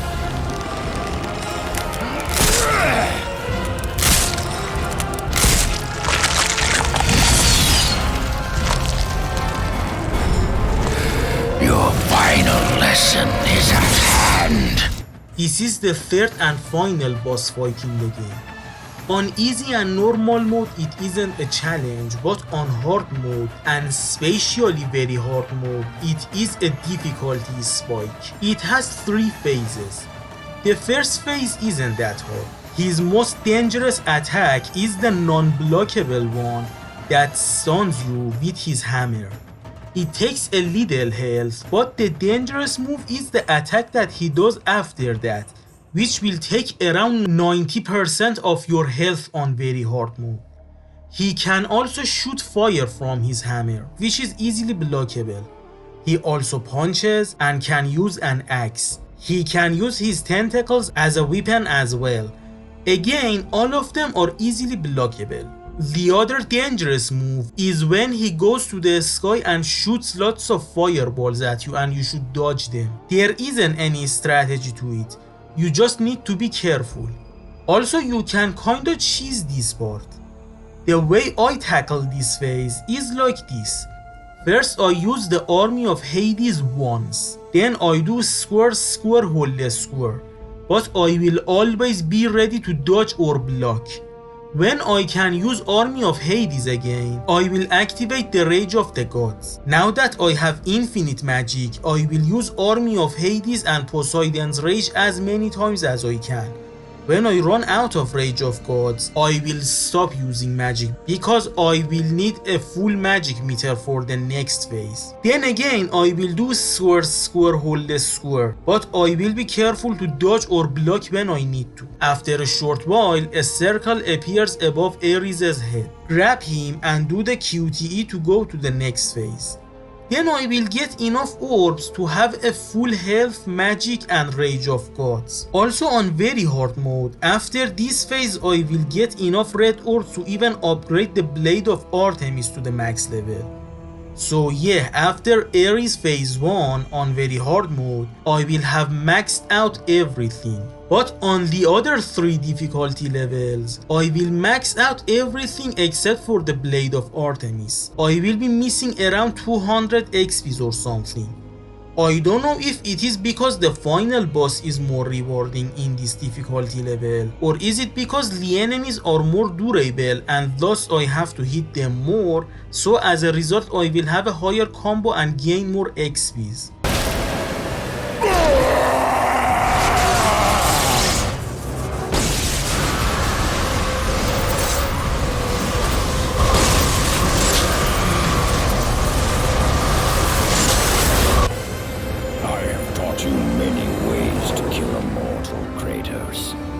Flesh that burns, bones that break. But to break a man's spirit is to truly destroy him.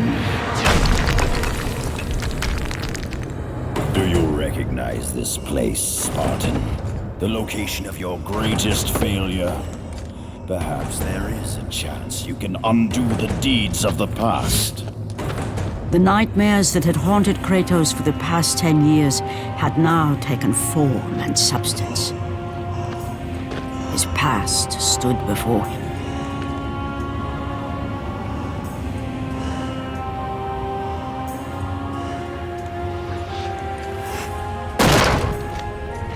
Kratos! What's happening? Where are we? By the gods, can this be real?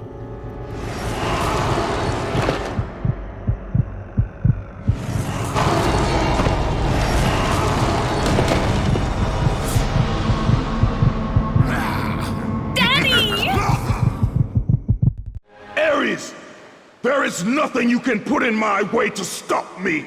I will save my family. Then we reach the second phase, and it is figuratively and literally a nightmare. Kratos needs to save his wife and daughter from his clones. I consider this part a psychological horror, easily the scariest part of the entire God of War franchise. It is also stupidly hard. I know it is called very hard mode, but the problem is that this part is much harder than the rest. If the entire game was stupidly hard on very hard mode, it would be fine, but when only one part of the game is like that, it is bad. Again, totally doable in easy and normal mode, hard but still possible on hard mode, but on very hard mode I suffered a lot at the final boss. On easy and normal mode I would just deal with the clones, and each time a clone comes that uses a projectile, I will use the army of Hades. On hard mode I will use it each time my family takes too much damage, and then I will hug them to give health to them. On very hard mode I just hope I can make it. Each time I feel like my family is going to take too much damage, I use the army of Hades. When I run out of magic, I will use Rage of Gods so that I could spam army of Hades and Poseidon's rage. Also, it will fill my magic bar as a result. Then I would again use more army of Hades. And when I run out of magic, I will kill clones either with the blades or grabbing to get blue orbs and use Zeus's fury to deal with the clones with projectiles. Remember when I said practice score hold the score like a decade ago? Here is where you need it. By this move, you can throw the clones away from your family, which should be your first priority. Don't let the clones even touch your family. At the beginning of this phase, even if they take a single hit, I would restart the phase. Also, I consider this part of the game one of the best cases of video game storytelling. Some would consider stuff like The Last of Us or God of War 2018 as the best video game stories. And although I agree that there are some really good stories, I won't consider them the best. I believe that the best video game stories are the ones that take advantage of the fact that the story is happening in a video game.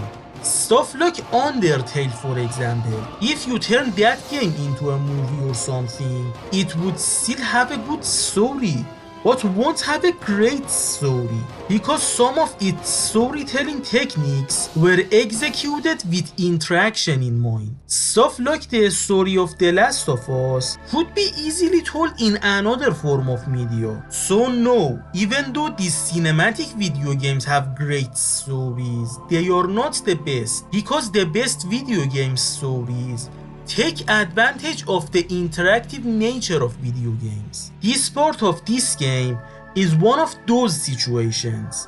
Kratos is saving his family from himself, and also he needs to hug his family in order to restore their health. No other form of media could show guilt this horrifyingly, and no other form of media could show family love in a way that is as heartwarming as this. If all the God of War games were movies instead, then yeah, I would consider 2018 or Ragnarok as the best story of the series. But now that they are video games, I say that the first God of War game has the best story. Because yeah, the other stories do have interactions in their stories. But between this and chopping down a tree, I would choose this.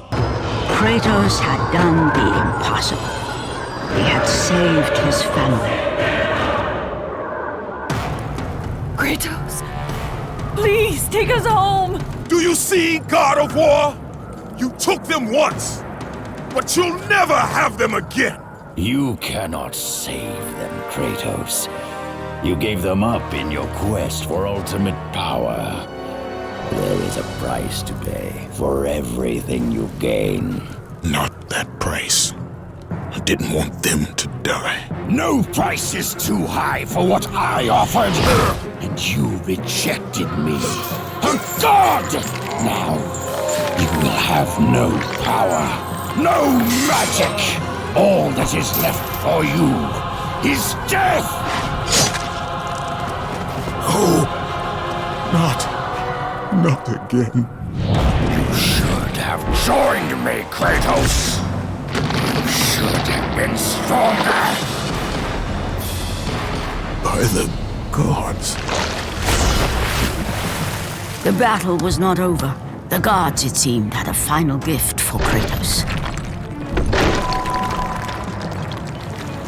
I still have allies in Olympus, Ares. Now, you will see how strong I am. Now we reach the final phase, which is the most annoying one. Kratos doesn't have any magic, and also the blades of chaos are gone now. So remember that giant sword that was a bridge? Now that Kratos is also giant, he uses that as a sword. On paper it is a cool idea, but in execution it is annoying. Some would blame the sword for it. They say it is unfair that you should learn to use a new weapon at the end. But I say the problem is not with the sword, because it is similar to the blade of Artemis. You have already learned how to use it before. The problem is the health bar here. If both Kratos and Ares had their own separated health bar, it would be fine.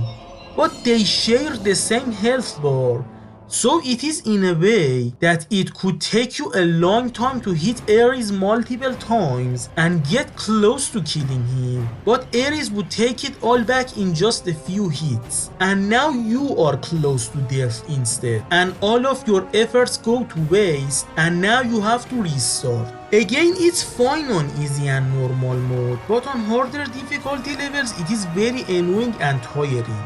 Sometimes even my hands are in pain as a result. The best way to deal with him is to spam square, but be careful. Sometimes he can teleport and create 4 mountains that will hit each other, and you should dodge and stay away from them. Each time he is running toward you, run away, or get a little bit close to him and then roll away from him. Or else he will stun you and then kill you with 1 hit. When you are attacking him, if you see he is guarding, again run away because he will stun you. Ares can also use the army of Hades now. If you hit Ares 3 times in a row, you will enter a QTE and should rapidly mash circle to do a relatively big damage to him. And yeah, that's the entire strategy. But what matters the most is to be patient but also have fast reflexes. You should be ready to guard or dodge at all times. Remember, Kratos, it was I who saved you in your time of greatest need. I haven't forgotten, Ares. I remember how you saved me. That night, I was trying to make you a great warrior. You succeeded.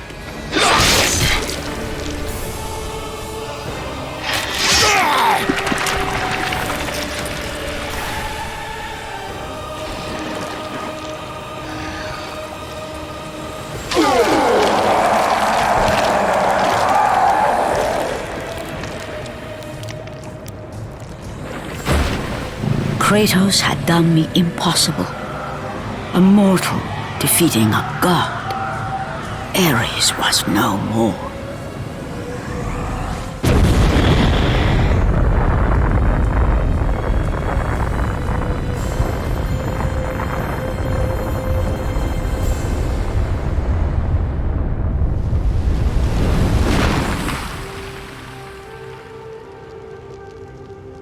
The city had been saved and would thrive again. Now the gods will forgive his sins, but the cruel gods won't wipe out his memories of his traumas, but instead they will crown him the new god of war. Ares' tactics were brutal. His path of destruction had to be stopped. But now there is an empty throne in Olympus, and a new god of war is needed. Take these stairs, Kratos. They lead to your ultimate reward. Kratos the Mortal is now a god. Now the Blades of Chaos is upgraded to the Blades of Athena. You are now in Mount Olympus, and you should go upstairs to enter your throne room. Here there are two statues that, despite what it seems, are actually breakable. The harder the difficulty is, the longer it takes to break them. So I recommend you to do it on easy mode, but even then it will still take a long while to do it. Doing so will give you a phone number that by calling it, you can hear the voice of David Jaffe, the director of the game, and also Kratos himself, and they tell you good job. Then you can go and sit on your throne with the interact button. And from that point forward, throughout the rest of time, whenever men rode forth to battle for good cause or for evil, they did so under the watchful eye of the man who had defeated a god. They were driven forward by Kratos, the mortal who had become the new god of war. If you finish the game on very hard mode, it will show you another phone number, and again by calling it, you can hear a good job from Kratos. I think when they were first making this game, they were not sure if they would make sequels to this game. So as you can see, they gave it some sort of a Greek tragedy ending. I am happy that we got sequels so we could play more good games. And it is cool that Kratos is probably the mascot of PlayStation now. I mean, it is either him or Ratchet & Clank at this point, because they are two of the few PlayStation franchises that consistently make good games and didn't have any long drought eras, and also have the face to be a mascot. I know they are probably trying to make Astrobot the new PlayStation mascot, but we need to wait and see. But in my heart, Crash Bandicoot will forever be the true PlayStation mascot. I don't care that he is owned by Xbox now. But you know what? Even if we lived in a timeline that God of War 1 didn't sell that much, and as a result it would only be a single game instead of a franchise, I would still be fine with it because this game had an ending that was perfect in its own way. But they knew that this game could be a success. So the last minute they added a Kratos will return message at the end to the end credits. At first, I wanted to say that the final boss on very hard mode was such a miserable experience that I won't play this game on very hard mode again anytime soon. But here is what happened. First time going through the 3 phases of the final boss took me 2.5 hours, and when I almost killed Ares, the game crashed and I had to do all 3 phases again. But this time I went through all of it in only 45 minutes, which means that I actually did get better at the game. So I am curious now. My easy mode footage is 7 hours long, but my very hard mode footage is 15 hours long. After making this video, I want to play it on very hard mode again to see how shorter it will become this time. And yeah, I actually am satisfied that I finally overcame this challenge. And yeah, easy mode was only 7 hours, which means you can easily beat this game in a weekend or something. And also short length had never been a bad thing. If a game is short, it means you can replay it many times and see how much better you can get. But I can't say the same for long games, because I will get tired at the end and won't replay it. I will just beat it once and then I will never look back. Now let's have a look at the treasure section of the game. It has a few options. The making of God of War, which is a making of documentary of this game. You will unlock it by beating the game. God of War trailers and credits, which are self-explanatory. Deleted levels, which is a video that shows some deleted levels and ideas. Heroic possibilities, which shows us how the character of Kratos was created. Visions of ancient Greece, which shows some level concepts of the game. Monsters of Myth, which has the concept arts of the enemies. The Birth of the Beast, which shows an idea that they had for a sequel. When men ask for the origin of Kratos, the true tale was never known. The truth is that Kratos, like all men, began life as a child. But childhood in ancient Sparta was a brutal existence. Children deemed fit and strong were trained to be warriors, the protectors of Sparta. The weaker children were caged, sent to the mountains to fend for themselves. They were not expected to survive. And while Kratos escaped the fate of the weaker children, his brother was not so lucky. The two, once inseparable, were now alone. Kratos would become legend, but the story of his brother has gone untold. A child left in the mountains, he had died years before. Coming of age in the underworld, he had but one desire: revenge against the brother who deserted him all those years ago.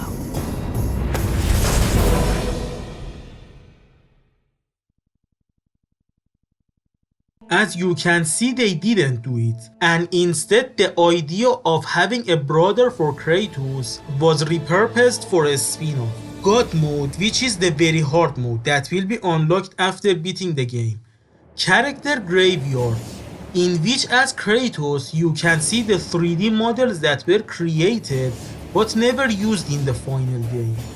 In-game movies, which are the cutscenes of the game. A secret reveal.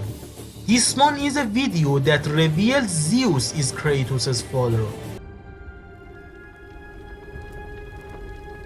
Kratos had accomplished more than he'd ever dreamed possible. But he did not sit easily on his new throne. There was a secret in his past even he did not know. A secret he burned to uncover. Born out of wedlock, Kratos was the bastard child of a shunned woman. There were rumors as to who the father was. Rumors that grew more and more preposterous. Until the woman finally left her small village. She swore a new life in Sparta. Kratos would never know the truth, never know who his father really was. But now, as a man, Kratos returned to Sparta, determined to find his mother and discover the truth. Kratos' mother was not long for this world. Before she passed, Kratos demanded she tell him the truth. His mother knew the price she would pay if she revealed the name of Kratos' father. But it was time, at last, for her son to know who he was. No word need be spoken to bring about the prophecy of the curse.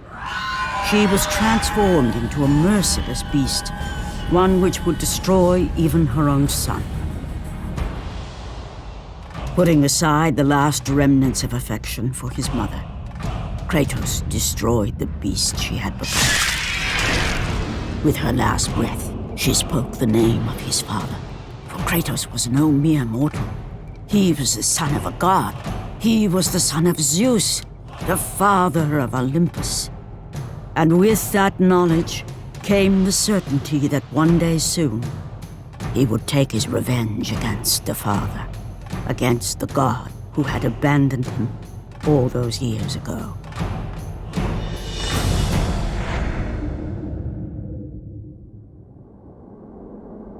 So yeah, Kratos is not a mortal. That's why he could do all these impressive stuff during the game.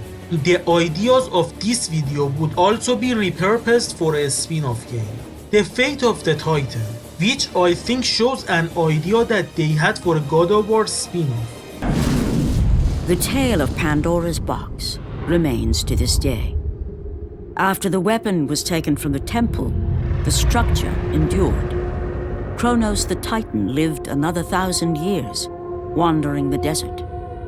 That was long ago. The temple has gone silent, and the beast who bore it for so long has died. Relics of a world long past. But all myths need not be from the ancient times. Today, a band of explorers will make their way inside the just-discovered structure and find for themselves the temple still holds many dangers and many secrets. Soon, as with all great myths, a new hero will emerge. They obviously never used this idea, but it would be interesting if we lived in a timeline in which they did do it. They wanted to do Lord of Shadows 2 years before Castlevania did. And finally, Secret Messages 1 and 2, which are the phone numbers that I mentioned before. In the Treasures menu, there is also a mode called the Challenge of the Gods. It has 10 challenges in it that you should make through all of them, and it doesn't save.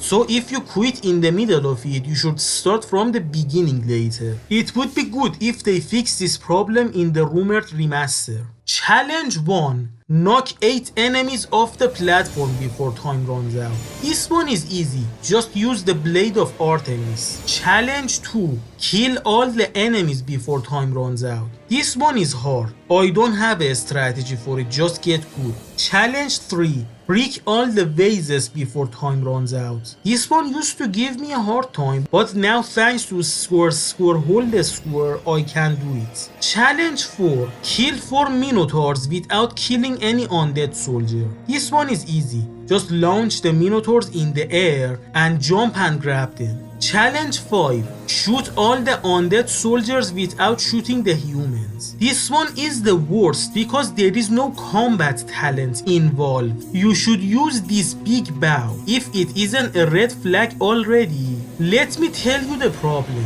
These bows are very slow and shooting an arrow with them takes a long time. So you can't really aim well or time your shots. You can try it, but Kratos moves in a way that I don't know when to stop if I don't want to shoot yet. But the soldiers are moving in a way that good timing is needed, which is not something you can do with this bow. So as a result, I just had to hope that I would get lucky. It took me many attempts to finally do it. Challenge 6. Reach the end before time runs out. This one is a platforming challenge, so even though I died more than a few times, I still enjoyed it because it is much more fair in comparison to most of other challenges and it is much less annoying. Challenge 7. Kill the enemies without getting hit. It is easy, you just need to be careful. Challenge 8. Kill all the enemies. Sounds simple, huh?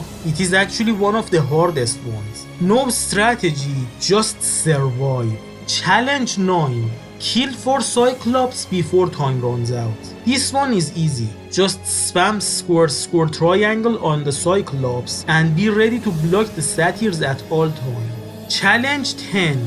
Kill enemies to make platform rise. Use it to reach the top platform. This one is also hard. For me, spamming L1 plus triangle with the Blade of Artemis worked the best. You will unlock costumes by beating the final challenge. Each of them have some advantages and disadvantages. Was it worth it though? I don't think so. The Challenge of the Gods took me 2.5 hours, and at the end I was mostly happy that it was over than being satisfied that I did overcome the challenge.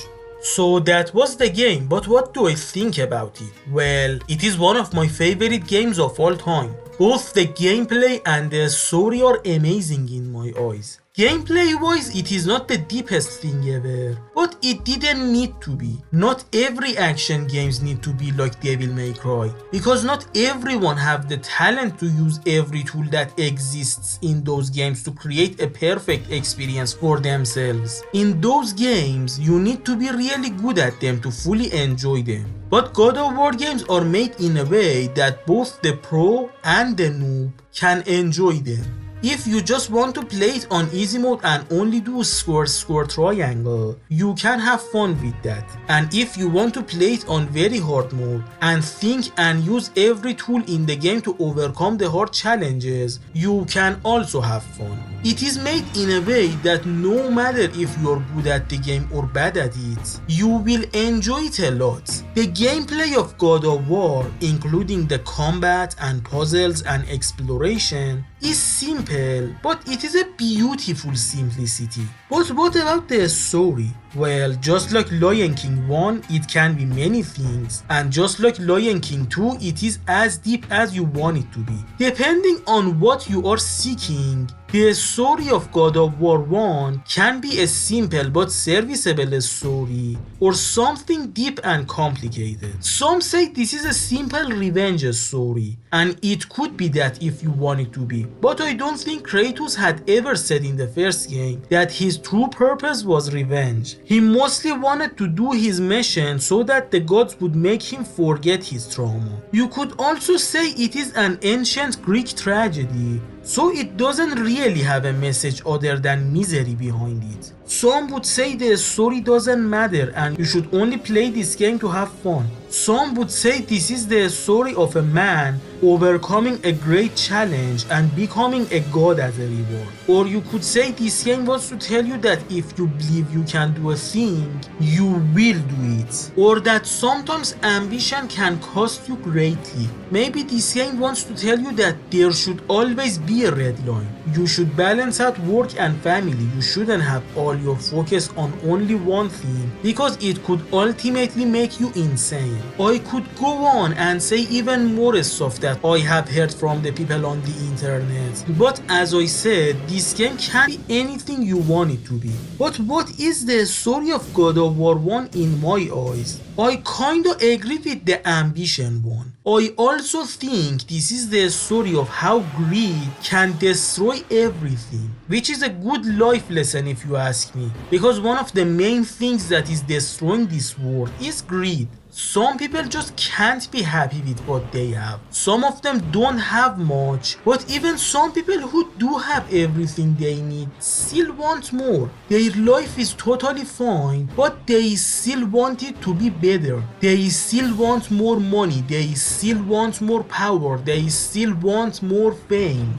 So they start ruining people's days or even people's lives to get them, and eventually after ruining many lives they will eventually ruin the life of their own and their family and friends. Kratos wanted his name to be known in history, and in the end it cost him the life of his wife and child, and he was traumatized for years because of it. We can learn from Kratos' journey that sometimes we should accept our lives the way it is. Yes, change is a good thing, and working hard to make the life of yourself and your loved ones better is also good. But we should be careful to not turn it into greed. We should be careful not to cross the red lines. There should be a balance for everything, so that our life and also the life of others would be peaceful. We can also learn from God of War how to truly deal with trauma. Kratos tried to do everything to forget his trauma, but no matter how much wine he consumed, or how many women he took to bed, or how much violent stuff he did not forget it. As a matter of fact, he just made the situation worse for himself and others. None of this horrible stuff would have ever happened if Kratos just accepted his tragedy as part of himself and learned from it to become a better man instead of trying everything to forget. So yeah, that was it. Next time I will cover God of War 2, and after that I will cover some more obscure stuff. So if you want more content like this, subscribe to the channel so that you won't miss out my next video. I have been Bashir from Retro Cafe, and I thank you all for watching this long video.